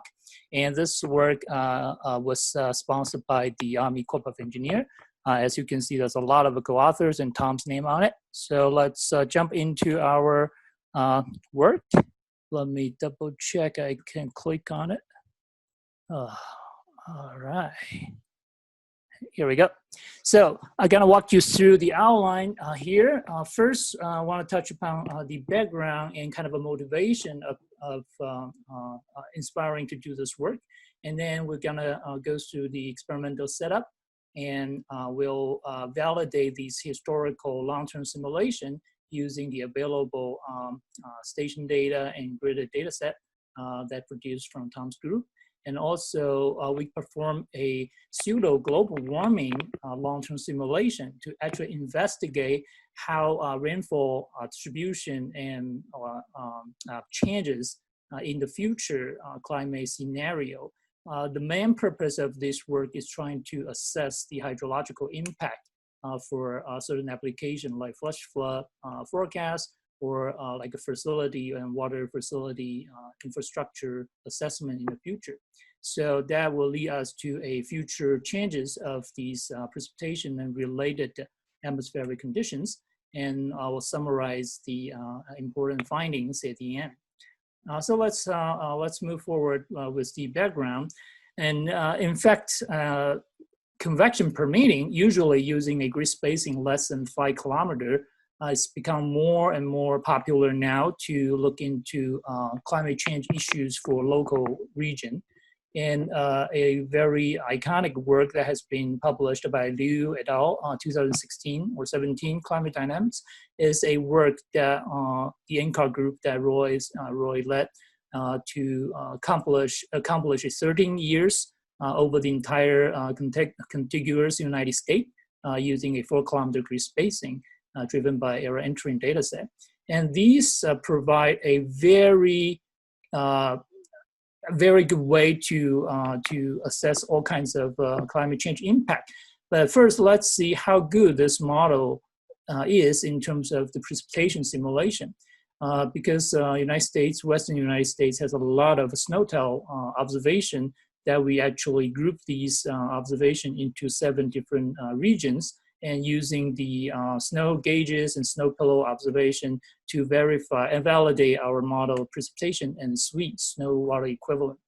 And this multi-panel plot shows for each of the individual area, the WRF model in red compared to the observation in black, that actually gives you very good result in terms of the annual precipitation accumulation, including their variation, and even SWE, though WRF usually underestimate, but definitely capturing the right evolution through the entire 13 years period. Bottom line is, for the precipitation biases, it's only between -2 and +9, so it's within 10% of the observation. That could be well within the observational uncertainties. So at least that proof, at least this model generate these precipitation as good as what we observed. And with that, we definitely want to extend that into outside of a contiguous United States area that include Hawaii and Alaska. So we definitely we then move forward and then perform a very high resolution regional climate simulation for the Hawaii. And as many of you have been very familiar with, that Hawaii is in the returning branch of the Halley cell that actually being impacted mostly by these trade wind condition. So what the precipitation or cloud development look like in the trade wind condition, I hope the animation will come up okay on Zoom. But this is a simulation that we did for the entire Hawaii archipelago. If you can see my cursor, this is in the main island, Hawaii Island, and the Maui, Oahu, and the Kauai. So this cloud builds up in the upwind as a more like a like a cumulus cloud. But when they approach the islands, the trade wind inversion actually cap these clouds, and they have to go around these mountains and then become a kind of a whole chain of a cloud across the entire archipelago. And the leeward vortex and actually will be bring some moistures and clouds back into the island. And somewhere when we have the convergence of the flow between the islands, they also form such a convective lines. And this red color shows where the precipitations are. And most of the time we know they fall on the upwind side of the trade wind, and the lee side is the other side as the wind rain shadow area. And with this kind of detailed information that we can review from the model, right now I think I am stuck and I hope to get over. Okay, good. Yeah, now it jumped several slides at once. And here is, we kind of want to set up the simulation to accurately capture the flow and terrain interactions that require very high grid spacing, like less than 2 kilometer-ish. And we want the simulation time period to be long enough to assess climatology and extreme events. And also importantly, we know the trade wind inversion is a key factor controlling cloud and precipitation formation in Hawaii. We would like to have a very fine vertical resolution to resolve the trade wind inversion as accurate as possible. So this is kind of like the rationale to go forward to set it up. And what we try, we use a previous field campaign as our test case. We simulate a 40-day period of the Hawaiian Rain Band project in 1990 that used their observations to verify our model configuration. Here is a table showing the 9 different experiments that we conducted using different input data or reanalysis data from error entry, CFSR, and reanalysis second version. And then we notice that error entry perform better than the others. We go through this list and then come to our final configuration as marked as red. The reason, here's the map that we actually have a nested domain configuration with the outer domain using 4.5 kilometer grid spacing and the inner domain with 1.5 kilometer. So it's a continuous simulation of 10 years through these both domains and with hourly output. The validation was performed against the PAM observation over the Big Island. So there are 50 PAM observations, and we kind of also partition them into four sectors. And overall, over the entire observational area, we plot all these 9 experiments on the Taylor diagram, and color shows different experiment configuration. And indeed, our final configuration shows the smallest bias as the smallest triangle, and similar correlation and variance. So we are happy with this and move forward with this configuration to simulate our 10 years historical Hawaii simulation. So this is the details that anyone wants to know can refer to it. And as I mentioned, we would like to make sure this historical simulation is reasonable and hopefully as accurate as possible to reality. So when we perform our future simulation, we will have a more confidence in terms of the response of the precipitation to the climate change. And here we actually validate our model result from October 2002 to September 2012, only in the inner domain for this work. So the data that we actually used incorporate a lot of different things, but here some data being grayed out for the details you can find in the paper, but this black color data like rainfall station data and sounding data are more demonstrated here. And over this inner domain, we identify these 4 major island area as the Kauai, Oahu, Maui, and Hawaii, and also the 2 sounding site being highlighted as the red cross.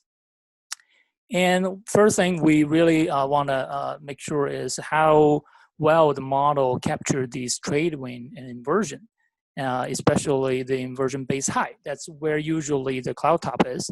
So by comparing to the 12-hourly sounding data observation during the same period, we found our model can well capture these this variability, and even the temporal correlation is quite high for both sides.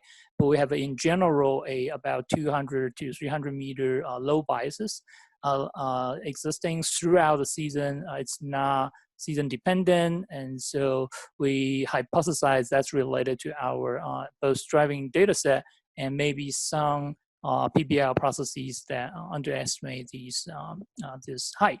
But if you look at these diurnal cycle, I mean the annual cycle from January to December, our model in these two locations really captured the variation of the trade wind inversion evolution. So the correlation, the temporal correlation is really high as 0.95 through the 12 months, and the peak and the lowest point are well simulated by our model. So we now do know annual cycle-wise, we have a really good representation of the trade wind inversion. And as pointed out by the previous speakers, the dry season is just within this period. And knowing that we have done a good job in terms of the environment condition, we now compare our model on the left-hand side scatter plot as the y-axis to the observations collected from these more than 300 rain stations data. So these are the similar stations that Tom just showed, and we compare this directly with their quality control data, and notice that for the daily rainfall comparison, our model and observation does fall on the 1-to-1 very well, though the scatter is slightly wider for some of the location like Kauai and some on the Oahu.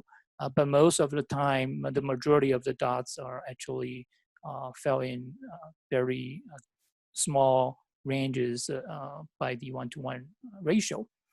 And when we plot these precipitation rate PDF, the millimeter per day, so it's daily precipitation PDF, we use we assess all the data that above the detecting threshold of these station and plot them against observation at the same time. And you notice for these 4 individual regions, we do faithfully reproduce the observation distribution. And if we going down to hourly data, only a subset of these rainfall gauges provide hourly information, and we lump them together and plot these same PDF, and we notice our model really captured these distribution down to very extreme event for like 100 millimeter per day type of environment. So it's a very good data set to assess these like extreme event or similar impact. And then we did a more like a gridded data comparison, though I didn't show the gridded data, but as Tom already showed you, these maps for daily precipitation have been used to calculate the total rainfall over the entire archipelago, and we plot them as the total quantity together with the WRF simulated result. Now you see the red line and the black line are almost on top of each other, a very high temporal correlation, and continuous accumulation through all the islands actually trace each other very well. And at the end of 10 years, we're only about less than 2% underestimate.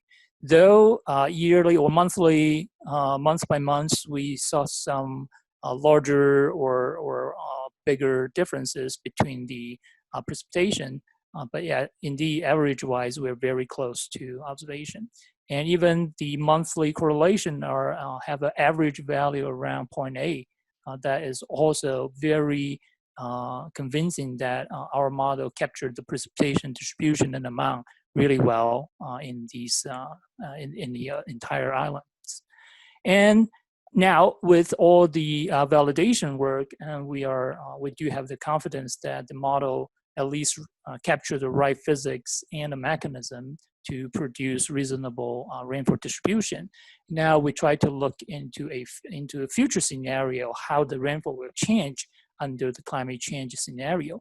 The technique that we adapt is the pseudo global warming. It's not the bias corrected, more the other way actually include the variability from the dynamic model. But here, when we simulate our historical run, we directly use the era interim data set that becomes our, if we partition these era interim into a bar in the prime term, then that would be the climatology from the era interim plus the weather. The prime term represent the weather. And now when we do the pseudo global warming, we actually keep the weather within these era interim data set. So it's more like a historical weather events. But the mean stage of your climate being increased by these future change semi-five ensemble average minus the current semi-five ensemble average. So it's a overall warmer and wetter your current climate. As you can see, that's the details about the approach, and with this kind of monthly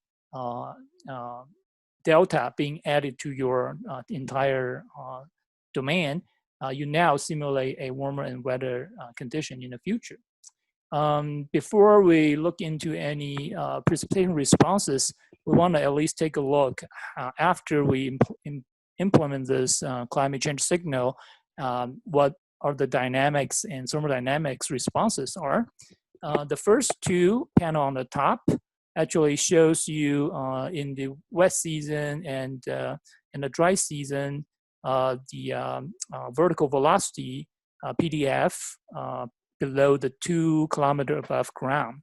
One color represent historical, the other is PGW. So the basic information is basically the vertical velocity didn't change, doesn't change much at all in the future.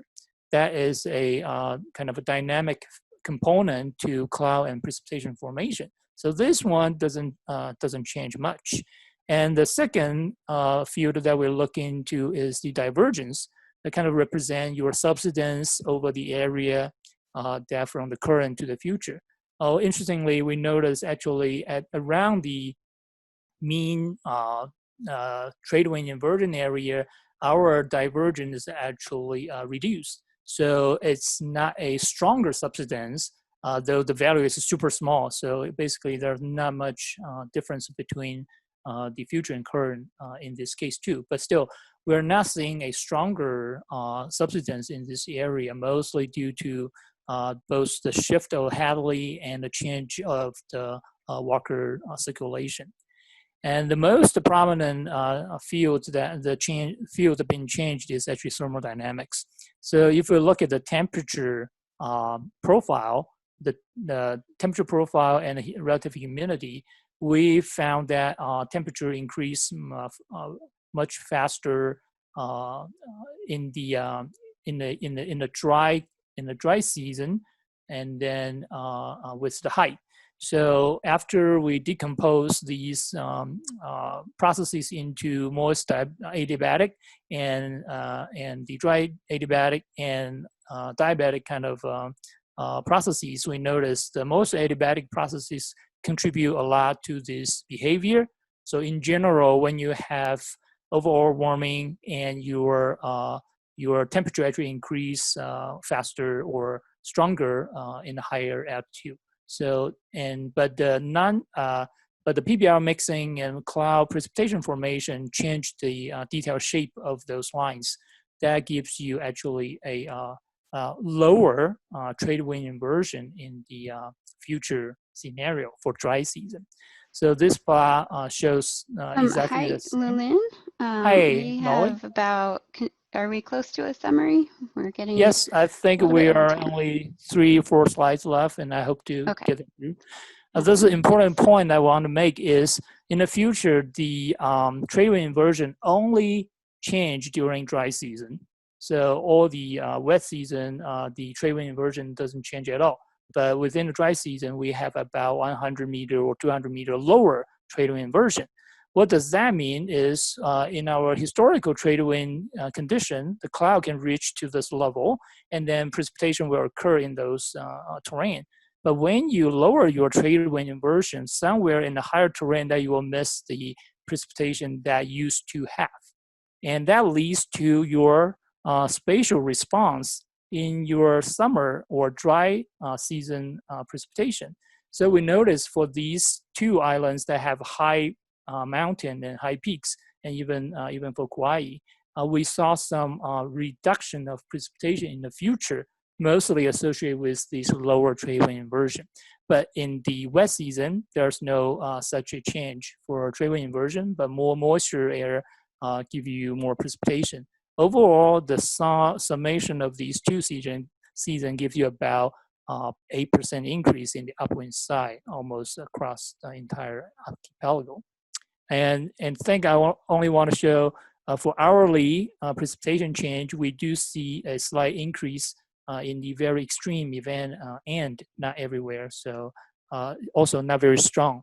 And spatial-wise, as Yuchen just showed, there's no consistent increase or decrease of extreme across the island. So it's actually geolocation dependent.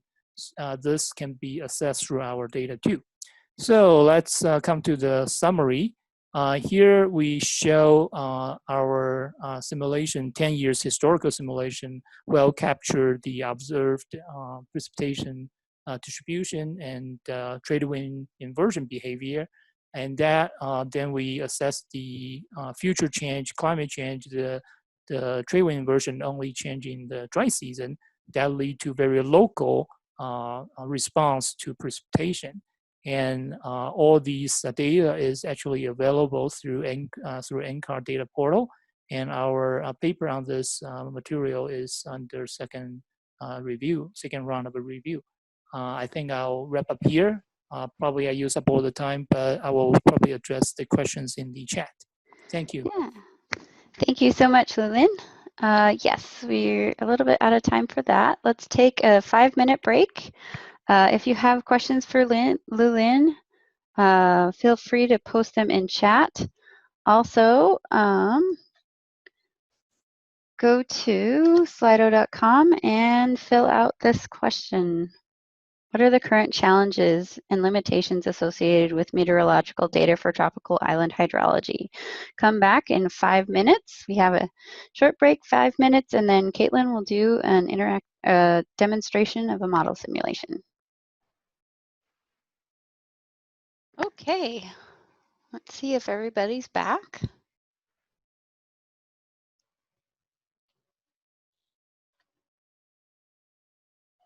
Thank you for participating in the poll. I'll keep it open for a little while, and we'll summarize some of these in the Q&A session at a later time.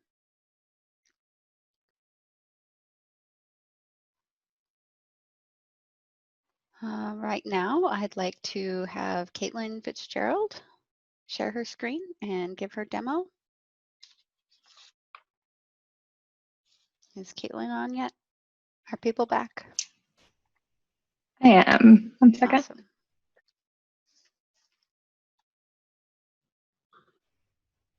All right. See my presentation? You see the whole screen. Oh, really? Yeah. That's not great.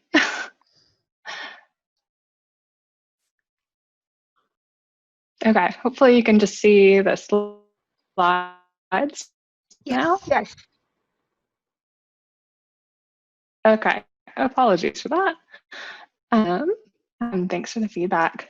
Yeah, so originally I was just going to present a little more of kind of a stepwise demo of kind of how to run the model over this specific this specific flood event in December of 2008 over the island of Oahu, specifically modeled over the island of Oahu. The event hit several of the other islands as well, but was most impactful for this island. But I think I'm gonna go ahead and step back for a second and give just a little bit more background information and kind of tie it back into some of what we've seen from earlier today. So over the next,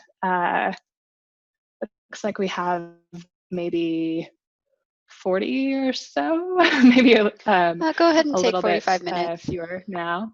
Okay, 40 or so minutes. We'll step through kind of a demonstration simulation of using WRF-Hydro for this specific flood event. And in order to do that, we basically took just a subset of the existing National Water Model Hawaii domain. And then we were able to kind of cut out this specific region for the input files, and then also the meteorologic files, and put that together in kind of a containerized package that we'll post later on. There should be a link from the web that Molly has so kindly put together for this event, so that if you want to, all of these materials will be available public afterwards, and you should be able to go through and interactively run some of these components yourself. So similar to if you've interacted with any of our, with a lot of our other training materials, basically these will be kind of posted together as a Docker container that you can kind of pull down from the internet, and then in that containerized environment interact with this simulation. So that's kind of the big picture of what's going to go on in the next 40 or so minutes. So just a little background on the specific event. And I think, yeah, thanks to Kevin Kodama for kind of giving a unexpected but great intro to this. Unfortunately, and I think he mentioned this as well, unfortunately, this is not the record-breaking April 2018 precipitation event over Kauai, but it was nonetheless a very impactful event, and the economic damages were fairly significant. So this was, anyway, so this was a December 2008 flood event over several days, I think started maybe on the 10th or the 11th and extended through the 13th or 14th. There were about $50 million of losses associated with this, but fortunately, no significant injuries or loss of life. Okay, so like I said earlier, we picked this event because it was a fairly significant event, enough for it to be interesting to look at, but also something where we had a little bit of observational data that we could compare to, and it was small and constrained enough so that we could kind of package this up nicely and make it more broadly available for folks who want to kind of play around with the model and get started. So this made just kind of a nice little demo. And as I mentioned, this is basically just a subset of that broader Hawaii domain that we developed as part of the National Water Model implementation. So the National Water Model itself is a specific configuration of WRF-Hydro, as Steve Gott just mentioned earlier. The Hawaii implementation is very similar to what's been implemented over the continental United States or the conterminous United States, but it's slightly different, and that the availability of kind of meteorological forcing data is slightly more challenging over Hawaii, as has been highlighted numerous times today.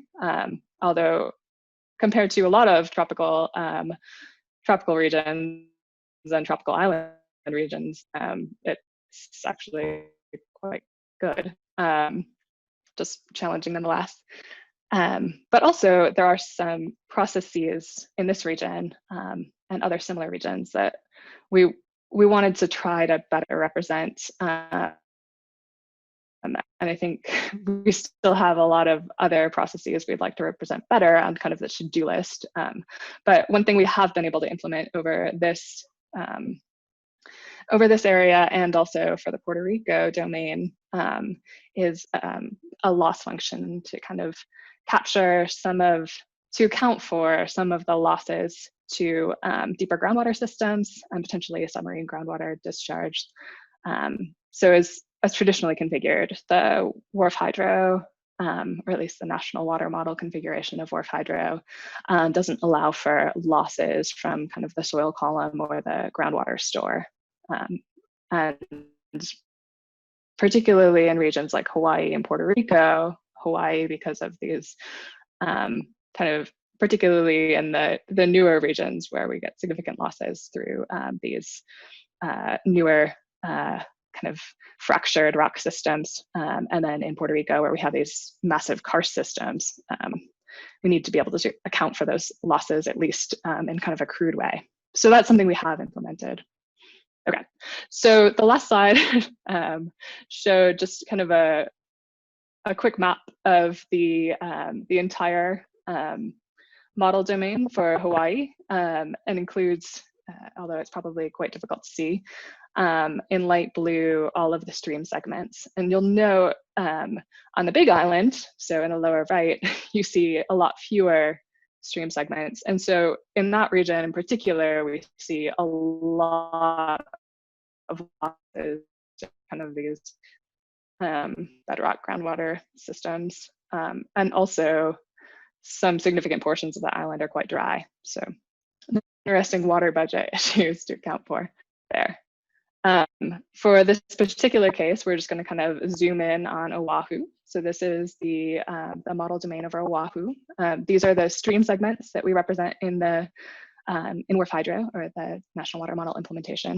So we represent this as a vectorized stream network for kind of the channel routing component. And then, and that's kind of the last step. So backing up, what contributes to that is this kind of higher resolution terrain routing grid. So we have lateral flow across that grid.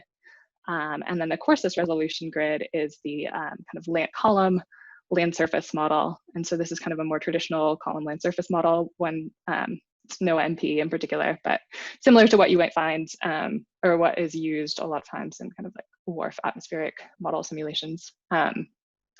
And that model, so that grid is at 1 kilometer resolution. The terrain routing grid, where there's lateral going on, is at 100-meter resolution. And then there's this vectorized network, which is connected via a mapping function.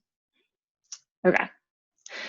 So that's kind of those are the broad components of the specific modeling system. And I know Dave gave kind of an overview of the WRF-Hydro ecosystem, and then some of the different model configurations earlier. So hopefully that's been retained at least a little bit. And I wanted to just touch on some of what we did in terms of model calibration, just to kind of keep us honest for the specific implementation. And then we'll move over into the actual kind of demo itself. And I'm not sure how much time we'll have to kind of go into the particulars, but I think it's actually a lot, probably be a lot more interesting for you all to, if this is something that you're keen on engaging with, to go ahead and kind of download and interactively play with this at a later time as well, just because of kind of time constraints. And I'm not sure how many buttons you just want me to go ahead and click and we can see what happens. Maybe not the most interactive way of doing things. So in terms of calibration, one of the challenges that we do see in Hawaii is that we don't have, I guess, well, starting from what we have done, we have almost 30 or so kind of reference quality basins over which we have significant observational coverage over a period of time where we've set up for calibration. And so in yellow or orange, gold, I guess rather, we've highlighted kind of the coverage and extent of these that were calibrated. And then after the calibration process, these parameters were then regionalized somewhat to some neighboring basins, which are kind of have similar physiological characteristics. Although just because of the kind of the lack of coverage, and then in terms of observational data and calibration basins, we did limit the amount of regionalization in terms of parameters that could actually happen. And I think we have a lot of room for improvement in terms of how we assign and regionalize parameters as well. So some of the challenges here that we're dealing with very, very, at least in some cases, with the exception that that one large basin over the Big Island, we're dealing with mostly very small calibration basins, and so these may not be particularly representative. We also struggle with uncertainties and errors in the precipitation, particularly precipitation, but other forcing data as well. So if there's any sort of spatial offset, or when our watersheds are so small, that makes things particularly challenging. And then also just in terms of other kind of input data sets, right? If there's any sort of spatial error, that makes things very tricky. But those are basins that were calibrated. The parameters were regionalized then to neighboring watersheds only on the same island. And many, many regions were kept just at default parameters because we felt we couldn't reasonably assign an improved parameter set. Okay. And so the parameters that were calibrated included the following. So there was a set of soil parameters related to kind of various things like saturated hydraulic conductivity, some of the partitioning parameters, the saturation soil moisture content or porosity, a subset of runoff parameters kind of related to some of the partitioning of water, and then also kind of retention depth on the surface.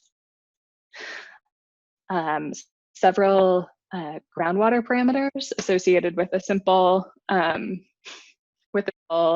of bucket model. So notably including the fractional loss from the outflow of that groundwater store, which is where we account for any sort of loss from kind of the lower boundary condition of our model, or the lower boundary of our model. And then for several vegetation parameters, we also did some calibration. And this is just an example for one of the basins that was calibrated over the island of Oahu, kind of what that calibration process looked like. So we used the DDS algorithm as coded by Brian Tolson at the University of Waterloo, I believe, this group.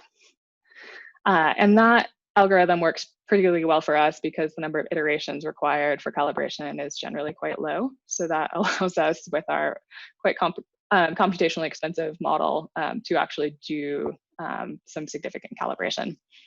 And then on the right, you can see the specific parameters evolving over the calibration period. So with each iteration. Okay. And then this just shows kind of a hydrograph from in yellow, or not yellow, in blue, kind of the control run with default parameters, and then in green, the final run, which you can't see very well, which is good because it's kind of hiding underneath the observations in black. This is a similar set of plots for a different watershed kind of over on the western side of Oahu. And this watershed, notably, the slope parameter is quite high, and this is controlling basically some of the loss from the bottom of the soil column, and also the loss parameter is quite high. So either this is accounting for losses to groundwater as intended, or potentially compensating for some forcing biases. Hopefully the former and not the latter, but these are the kind of challenges we deal with.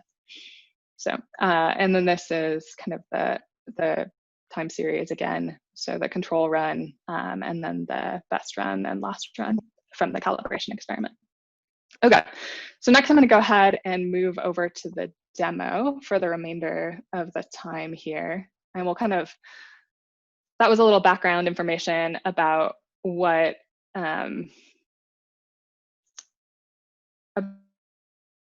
this experiment is.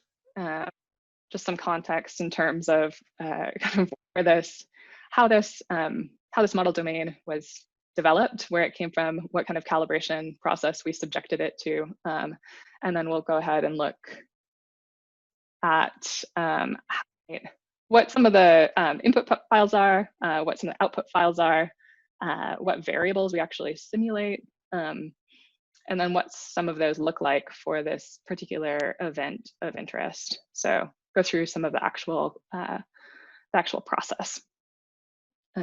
So I'm going to go ahead and stop sharing momentarily and share a new screen, which I'm sure will be fraught, but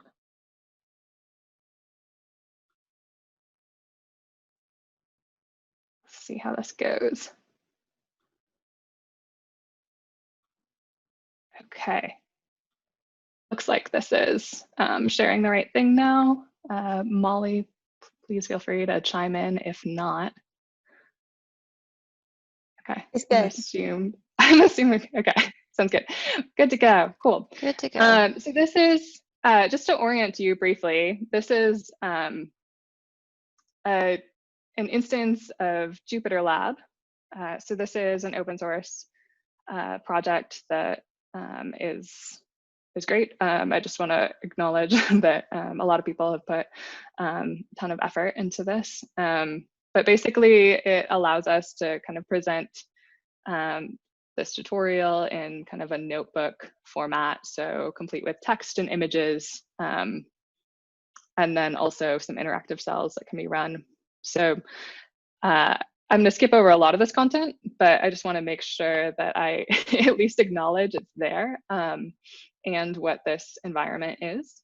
So this is, again, this is Jupyter Lab, and this is, so this kind of this window and kind of environment is what will show up basically, or this is kind of your your window into the containerized environment that contains the input files, all the input files needed. So basically this full model example case for the December 2008 Oahu event. Every 15 second পর হাসতেছে, absolutely random কথা, normal কথা, and then we have to okay, so I'm going to go ahead and continue, but I'd maybe mute. That would be great. Okay, so this basically is just an overview of what the environment is. This is what will show up. If you go ahead and try to go through this training, when you enter, it will look probably something like this, and then we can just navigate into training, lesson, and here I have just kind of a getting started notebook that has a little bit of orientation material. All of this is publicly available or will be on GitHub and Docker Hub. Try not to make you too sick by scrolling. Then there's a kind of the first lesson on orienting you to the structure of the model itself and the code. A second lesson on how to run the model specifically for this case. A third lesson, just looking at some kind of brief model visualization. And then I have this demo notebook where I need to be honest, I need to polish this up a little bit. But we have kind of a few lines of code just to take a look at some of the output files and compare that to observations from the USGS. Okay. So if you were to go ahead and try to run this on your own system, you would need Docker installed. You would basically enter this command from the command line, this Docker run command. And then in your browser window, it would prompt you to open up a link, which would look exactly like this. And then this just goes over what is included. So the model code, the example case, and these lessons. Okay. So the source code itself, there are a couple of links to where we distribute the source code. We do have all of the WRF-Hydro source code available and in a GitHub repository that is open to the public, as well as linked to from the WRF-Hydro webpage on the NCAR RAL website, the Research Applications Lab website. So contained in the source code is a whole bunch of folders. We have some documentation in there, some information on how to build the model, and some template kind of control for the model. I'll go through this in detail, but this lesson is kind of a nice place to start in terms of looking at what the structure is and kind of what lives where. I guess it's worth noting that while most of the options for the WRF-Hydro model are kind of runtime options, and those are assigned in the model name lists, we do have some compile time options that are necessary to be specified beforehand. So you'll need to kind of specify these and then build the code. And if you need to change them, then you need to rebuild the code. I'll skip over the specifics of kind of how to compile the code. But basically, the required dependencies for WRF-Hydro are largely just the netcdf4 libraries, and the libraries required to build the netcdf4 libraries, both the C and Fortran ones. And particularly if you built, for instance, the WRF atmospheric model, it's very similar to that process. Okay. So perhaps more interestingly, once you build the model, it will generate this run directory. And what lives in that run directory are a number of parameter tables, some template name lists. So in particular, the Hydro name list is what specifies all of the kind of control settings for the routing components of WRF-Hydro. So this is everything that's not associated with the column land surface model. And then there's this nameless.hurldas, which is a bit of a legacy name. I'll spare you the history there, but that basically controls all of the kind of the runtime options and then the land surface model options. Because in the standalone framework for WRF-Hydro, effectively, the land surface model is what is the driver. And therefore, kind of the extent of the simulation and some of those types of control settings are in the nameless.hurldas. There will also be an executable or binary file that you'll need. Okay, so continuing on the trajectory from boring to perhaps more interesting here. So this goes through the the process of actually running the model. And again, we'll go over some of the details, but generally speaking, in order to run a WRF-Hydro simulation, you'll need kind of the following components. So you'll need that executable or binary file that was built from the source code. You'll also need a number of model parameter files, particularly for the national water model configurations of WRF-Hydro. A lot of these parameter files are, or most of them are NetCDF files. But we do still require some text parameter files. Most of those are to assign kind of standard sets of parameters that are associated with things like land cover or soil classes. But some of those are now specified in these NetCDF files, which are often spatially distributed. So those allow us to do a little bit more calibration and regionalization of our model parameters. We can basically specify them independently of these other categories. It gives us a little more flexibility. Okay, so the parameter files, which are either text files or NetCDF files, model domain files. So these basically specify, some of them specify model initial states, and that's a bit of a legacy artifact. But most of them just specify kind of the spatial extent and things like the categories for soil types, land cover types, etc.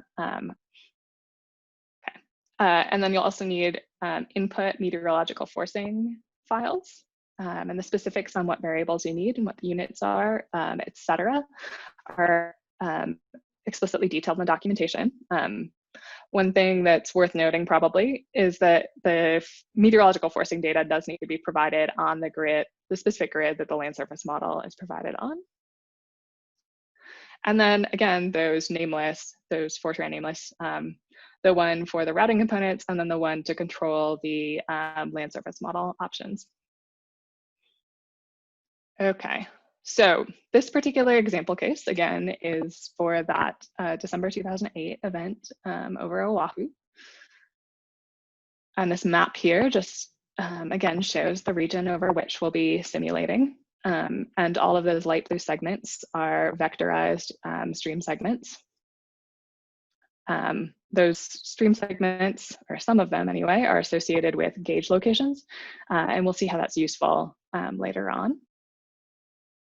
There's also a README file. I'll spare you the details here, that goes into kind of what's the specifics of what's stored in that example case. So we will likely distribute this this Hawaii example case independently on the website as well, not just contained within this this potential training. Okay.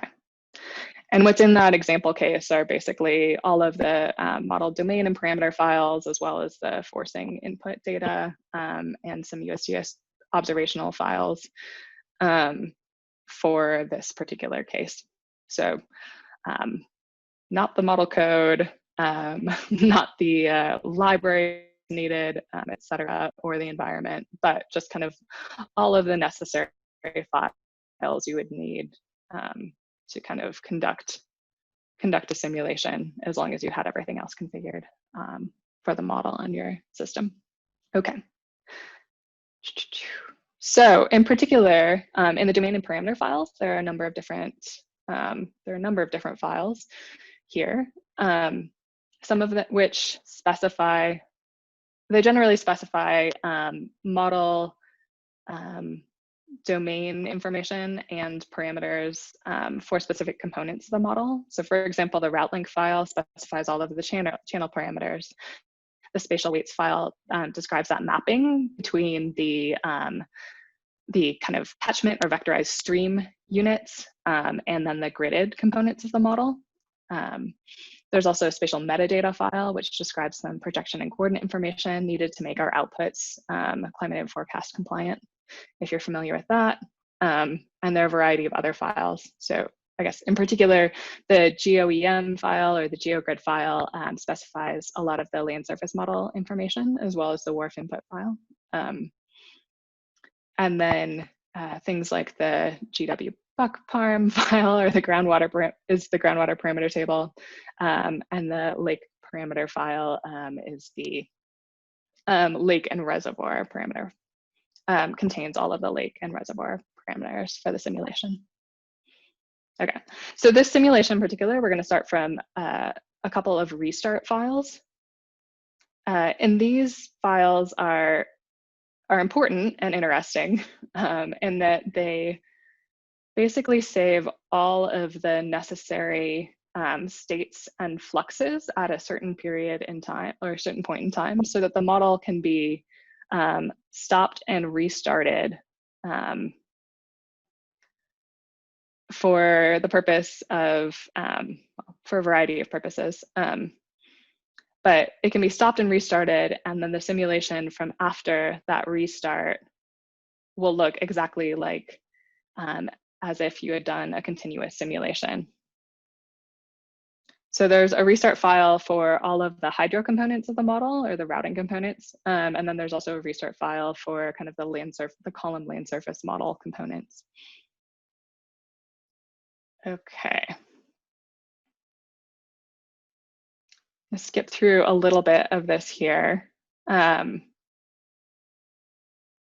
this just goes through the specifics of the nameless, so the kind of control files for the simulation, and shows kind of what physics options are turned on or off for the hydro components up here at the top, and then the land surface model components down here. So you can see things like, for instance, this uses the NOAA MP model or multiphysics model. So it has a number of kind of land surface model physics options that you can kind of turn on or off or select, or not turn on or off, but you can select from which you would like based on these options here. So for instance, you can turn, there are various runoff options, things like precipitation partitioning options, etc. Some of these are not active within the WRF-Hydro framework, so that's worth noting. And there is documentation of that on the WRF-Hydro website. Okay. So to start a simulation, basically the steps here, you kind of construct the simulation directory. Within those nameless or control files, you have to, that's where you specify the paths to all of the associated relevant parameters, restart files, forcing files, etc. So this just goes through and sets up all of those specifics.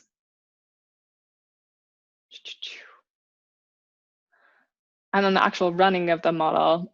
So this is a model that's generally intended to run on kind of high performance computing systems and clusters. So it is parallelized using MPI. In this case, we're only running on a couple of processors. So there's this command here that says MPI run NP2. So that's just specifying the number of processors, and then piping the output to a log file. All right, and it's already been run. So we see when we look at the contents of that run directory, or the kind of end contents of that run directory, you see several output files from various components of the model. So there's several output files. So some outputs are stored in this route out file. So those are generally associated with the train routing components. So this is the high resolution grid that does kind of the lateral flow. There's also the LDAS out, which is kind of the land model outputs. So that will be things like the soil moisture at that 1 kilometer grid. If there was snow, which there occasionally is in Hawaii, but not often, that type of output information would be in that file. There's also the lake output file, the groundwater output file, and then some channel. So there's both the channel route out file, which contains the specific channel. So all channel outputs for all vectorized stream segments. And then there's this chan obs file, which is a bit of a misnomer, but it basically just has channel. It does not have observations in it. But it does have model output at observation locations in it. So it's a thinned down version of this other channel output file. Okay, so now we'll get into the more interesting components here. I'll skip over kind of this brief starting spot. But basically, in the remainder of the time, and I don't have a ton left, but I'm just going to go through and show you all a few of these files, kind of the input and output files, and then we'll go ahead and look at a few hydrographs from the simulation that was done.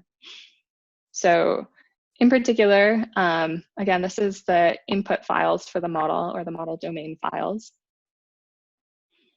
the full list of them. So this, this full domain file, which specifies parameters on that terrain routing grid, so the higher resolution grid, the spatial metadata file, the groundwater parameter file, the reservoir parameter file, the channel parameter file, the land surface model kind of domain file. This Hydro 2D table is a parameter file for kind of that high resolution terrain routing grid. The soil properties file, which specifies a bunch of soil and vegetation properties in a spatially distributed way. The spatial weights file, and then the WRF input file. Okay, and then we're just going to take a look at some of these using Xarray, which is a nice Python package that's basically set up to read in multi-dimensional array data and labeled, in particular, labeled multi-dimensional arrays, of which our output files are generally configured as. Some of these do belong on kind of, for instance, the vectorized stream network, but they're structured in an array format. So this library works really well for us, and also hopefully give you kind of a brief demo of some easy ways to look at these files. So in particular, this land surface model kind of domain file, we'll take a look at the contents. And so this info method basically just gives us all of the metadata associated with that file that we've just read in. So for instance, it shows us first what all of the dimensions are, things like soil categories, and then kind of west, east, north, south. So kind of the geographic information, time, etc. And then all of the variables and the types of those variables and their metadata. Skip over, this is perhaps going to be regrettable. It's a lot of information there. But contained in this file are things like the terrain height. So for example, if we wanted to plot the terrain height, we would just specify what we've read, the object we've read that file into, the variable name, and then plot it. And so we can see the terrain height for all of Oahu here. We can also see from that file the land use or land cover index. So all of the categories for that is specified over the island of Oahu.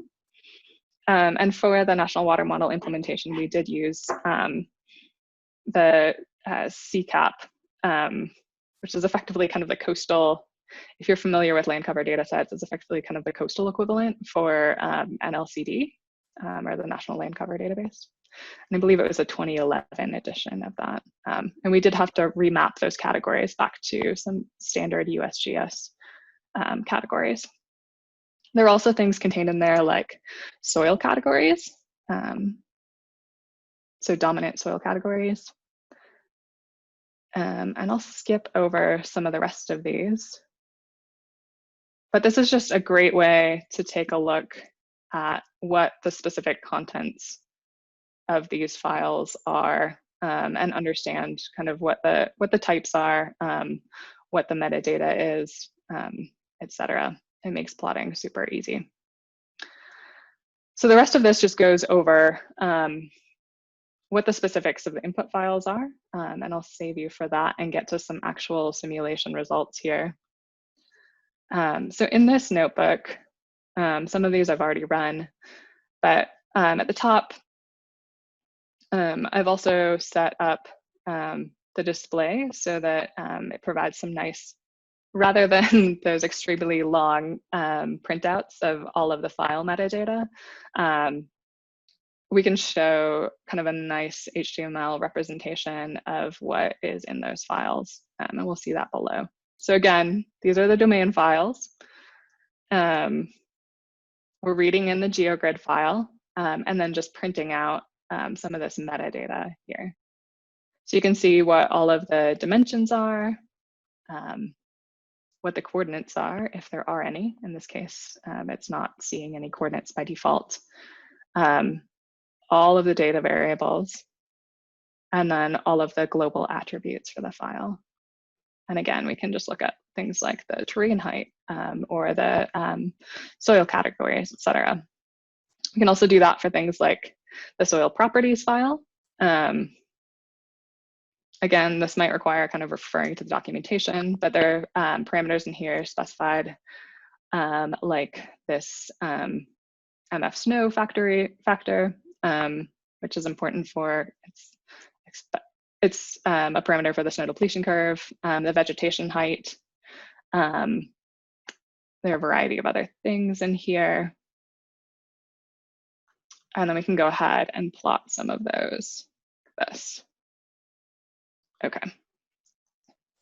So that's a great way to take a look at some of these.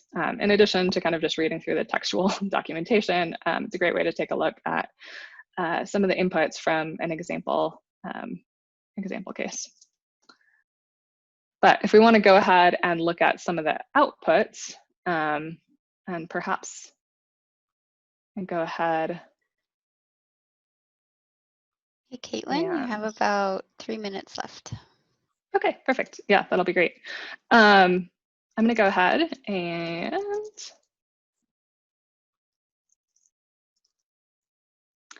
just list some of the files, some of the output files from the simulation here. So a couple of things you'll note about this. But I didn't do a particularly great job of organizing this, but there are a variety of different output files. So these are all of the output files from, oops, these are all of the output files from the first time step. So again, from the channel, the subset of the channel at the gauge locations, the groundwater, and then the reservoirs. I think the land surface model outputs are output at a lower frequency here. But we do, currently we do one output file per specified output time. So they're not concatenated. But anyway, so you can see all of the different output files here. Oh, shoot. That was maybe not the best. And then if we wanted to read in, for example, the land surface model outputs, we could do something like this. So open a multi-file data set, specify the path, read those into this object, and then we can see here easily what the coordinates are, what the dimensions are, what all the data variables are. So again, this is the land surface model. So we have things like soil moisture, surface runoff, underground runoff, heat flux, latent heat, etc. And if we go ahead and plot some outputs from our simulation, we can see, so this is the soil moisture, a mean over the 4 soil depths over time. So we can just see a nice faceted plot of starting from the beginning of the simulation to the end of the simulation, what the averaged soil moisture content looks like over that period of time. So in this case, the blue is actually drier, which is a bit confusing, but you can see the event starts kind of right about here. So through the middle of this, it really wets up quite quickly and then slowly kind of dries out over the course of the simulation. Okay, so stream flow is probably what everyone wants to take a look at here. We can go ahead and read in these output files specifically at kind of that subset of observational locations. And what we see in these files are basically stream flow. Unfortunately, the way this was read in, it also reads in the elevation over time. The elevation of these segments is not time varying, but stream flow certainly is. So we've read in stream flow, and it has coordinates of time and feature ID. And the feature ID is just the ID that corresponds to whatever segment. And we can go ahead and just plot up kind of a hydrograph in CFS at one of these segments. Or in this case, I've read in just this comma delimited file, a CSV file with USGS observations at one of these locations. Well, actually at all of the locations. Read that into an array. And we can go ahead and do things like plot up the simulation for this, this USGS gauge location. And in this case, we see the simulation from the 10th of December through the 15th of December. And then the observations only go through maybe partway through the 11th. And this is because that gauge stopped. There's basically no observations after a certain point because I think it was probably taken out in the storm or there was bad data. But we can see we're a little bit early, kind of on the rising limb of that hydrograph, but in general, doing quite well. Can plot up over another gauge location on the island of Oahu here. And again, it's a little hard to tell with the peak here because the gauge was taken out. And this line is just connecting kind of between the before the outage and after the outage. But you can see the timing is quite good, at least. And again, just maybe to keep us honest here, not exactly perfect everywhere. So at this gauge location, we underestimated quite significantly, or we overestimated quite significantly, it looks like. Blue is model and orange is the observations. So we underestimated quite significantly. And then we also included some of these lower peaks, which didn't exist in reality. So we could go through and plot up a bunch of other gauge locations, but I'll spare you from that. And I think that Dave showed you some statistics from the overall model performance earlier. But that's just kind of a quick summary of what the process of running the model might look like over a small domain, and kind of a intro to what type of materials we have available for kind of training and testing.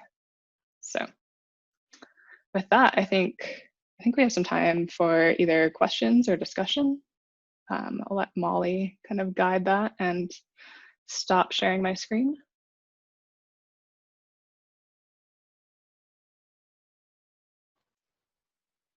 Awesome. Thank you, Caitlin. That was great. In the interest of time, we're going to have questions go into chat that you can kind of, I guess, field. And we're going to go to, let's see.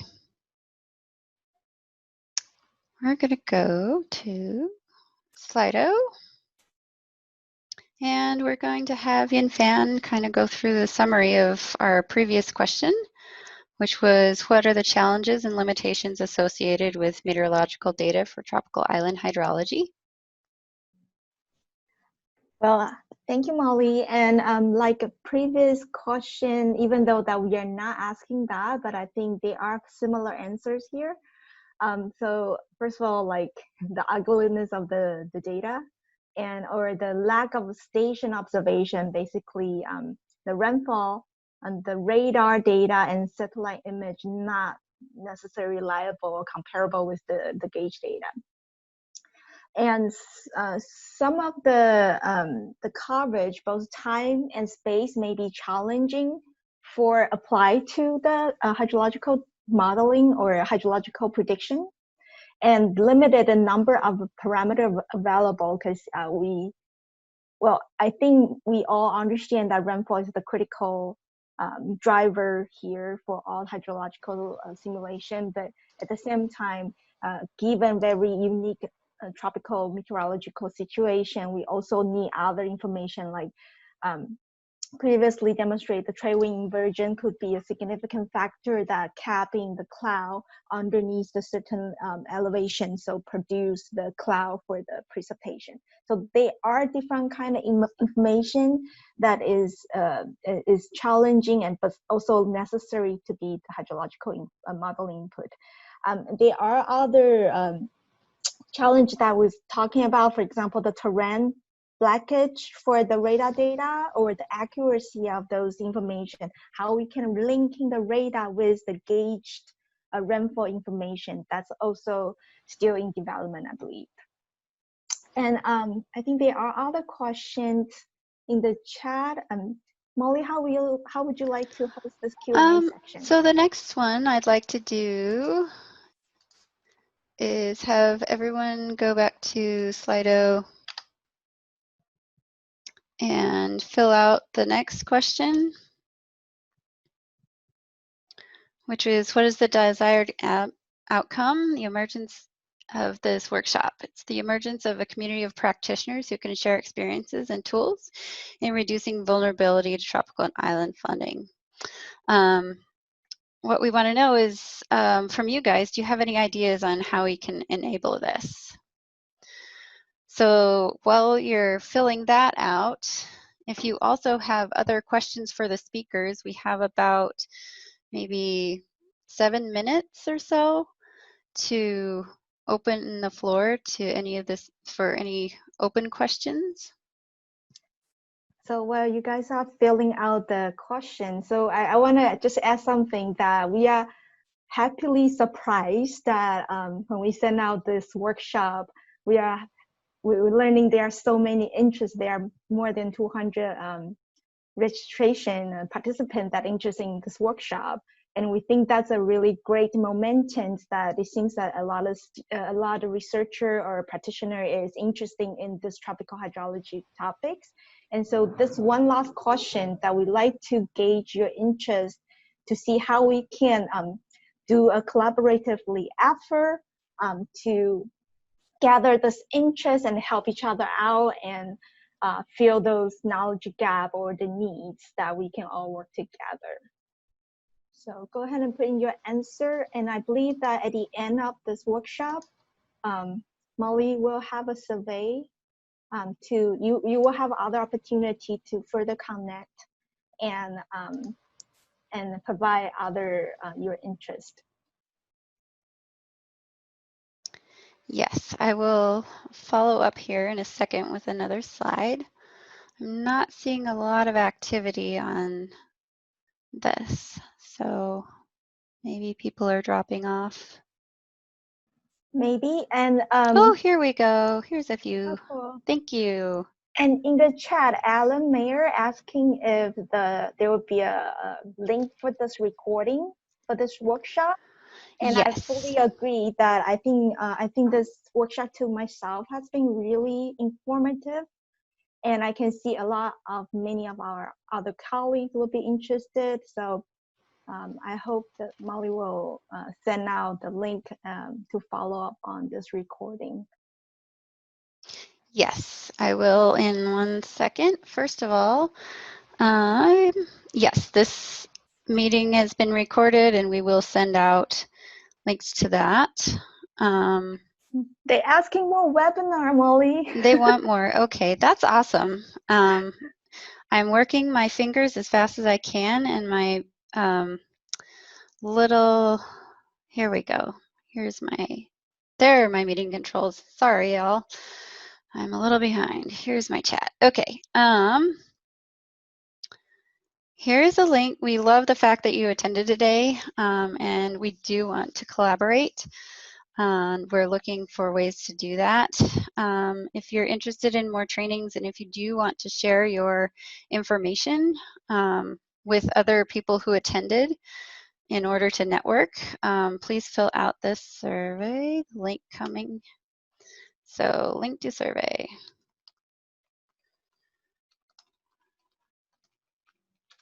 Please take a moment and click on the link in the chat. So you can fill that out now or later. I love the fact that we're getting some great ideas here at the Water Resources Center, are interested in collaborating, shareable resources. This is awesome. Model setups, results analysis into the public domain, including decision-making process. These are all great. I will share some of the results. I will do a follow-up and share some of the results from these polling questions and the questions that we've had in this chat or in this webinar. Right now, I do want to share a different screen.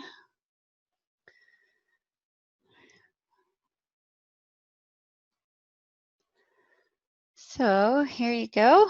The question is, yes, where do we go from here?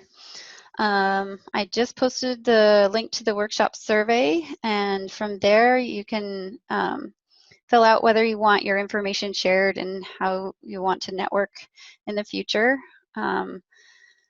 We also have a bunch of resources, the WRF-Hydro website and the Tropical Hydrology page for the project that we collaborated with Univ and UFEN on. Links to the Water Resources Research Center, University of Hawaii, NOAA, National Weather Service Hydrology in Hawaii, the Sang Stream Lab, and our NCAR Hydrologic Applications Program. I wanted to give a big thank you to all of our presenters today and everyone who helped make this possible, especially Yinfan Tseng, who without her support on this collaborative project, we wouldn't have had this wonderful opportunity. So I really appreciate everybody pitching in to make this possible, and thank you so much for coming. If you have future, and I will follow up with emails providing links and information on how you can access the recording and other further resources sources. So I think that's it. Thank you so much. I apologize, there was a bit of a rush there at the end, but I think we're doing well. Does anybody have any further questions? Well, thanks, Molly, to host this meeting. I think this has been wonderfully done. I really enjoyed the opportunity to have this workshop. Yeah, thank you, Molly. Thank you, Yifan, both of you. Thank you for organizing the great workshop. I enjoyed it very much. Thank you. Okay, great. Thank you so much for joining. Take care. Bye. Thanks so much.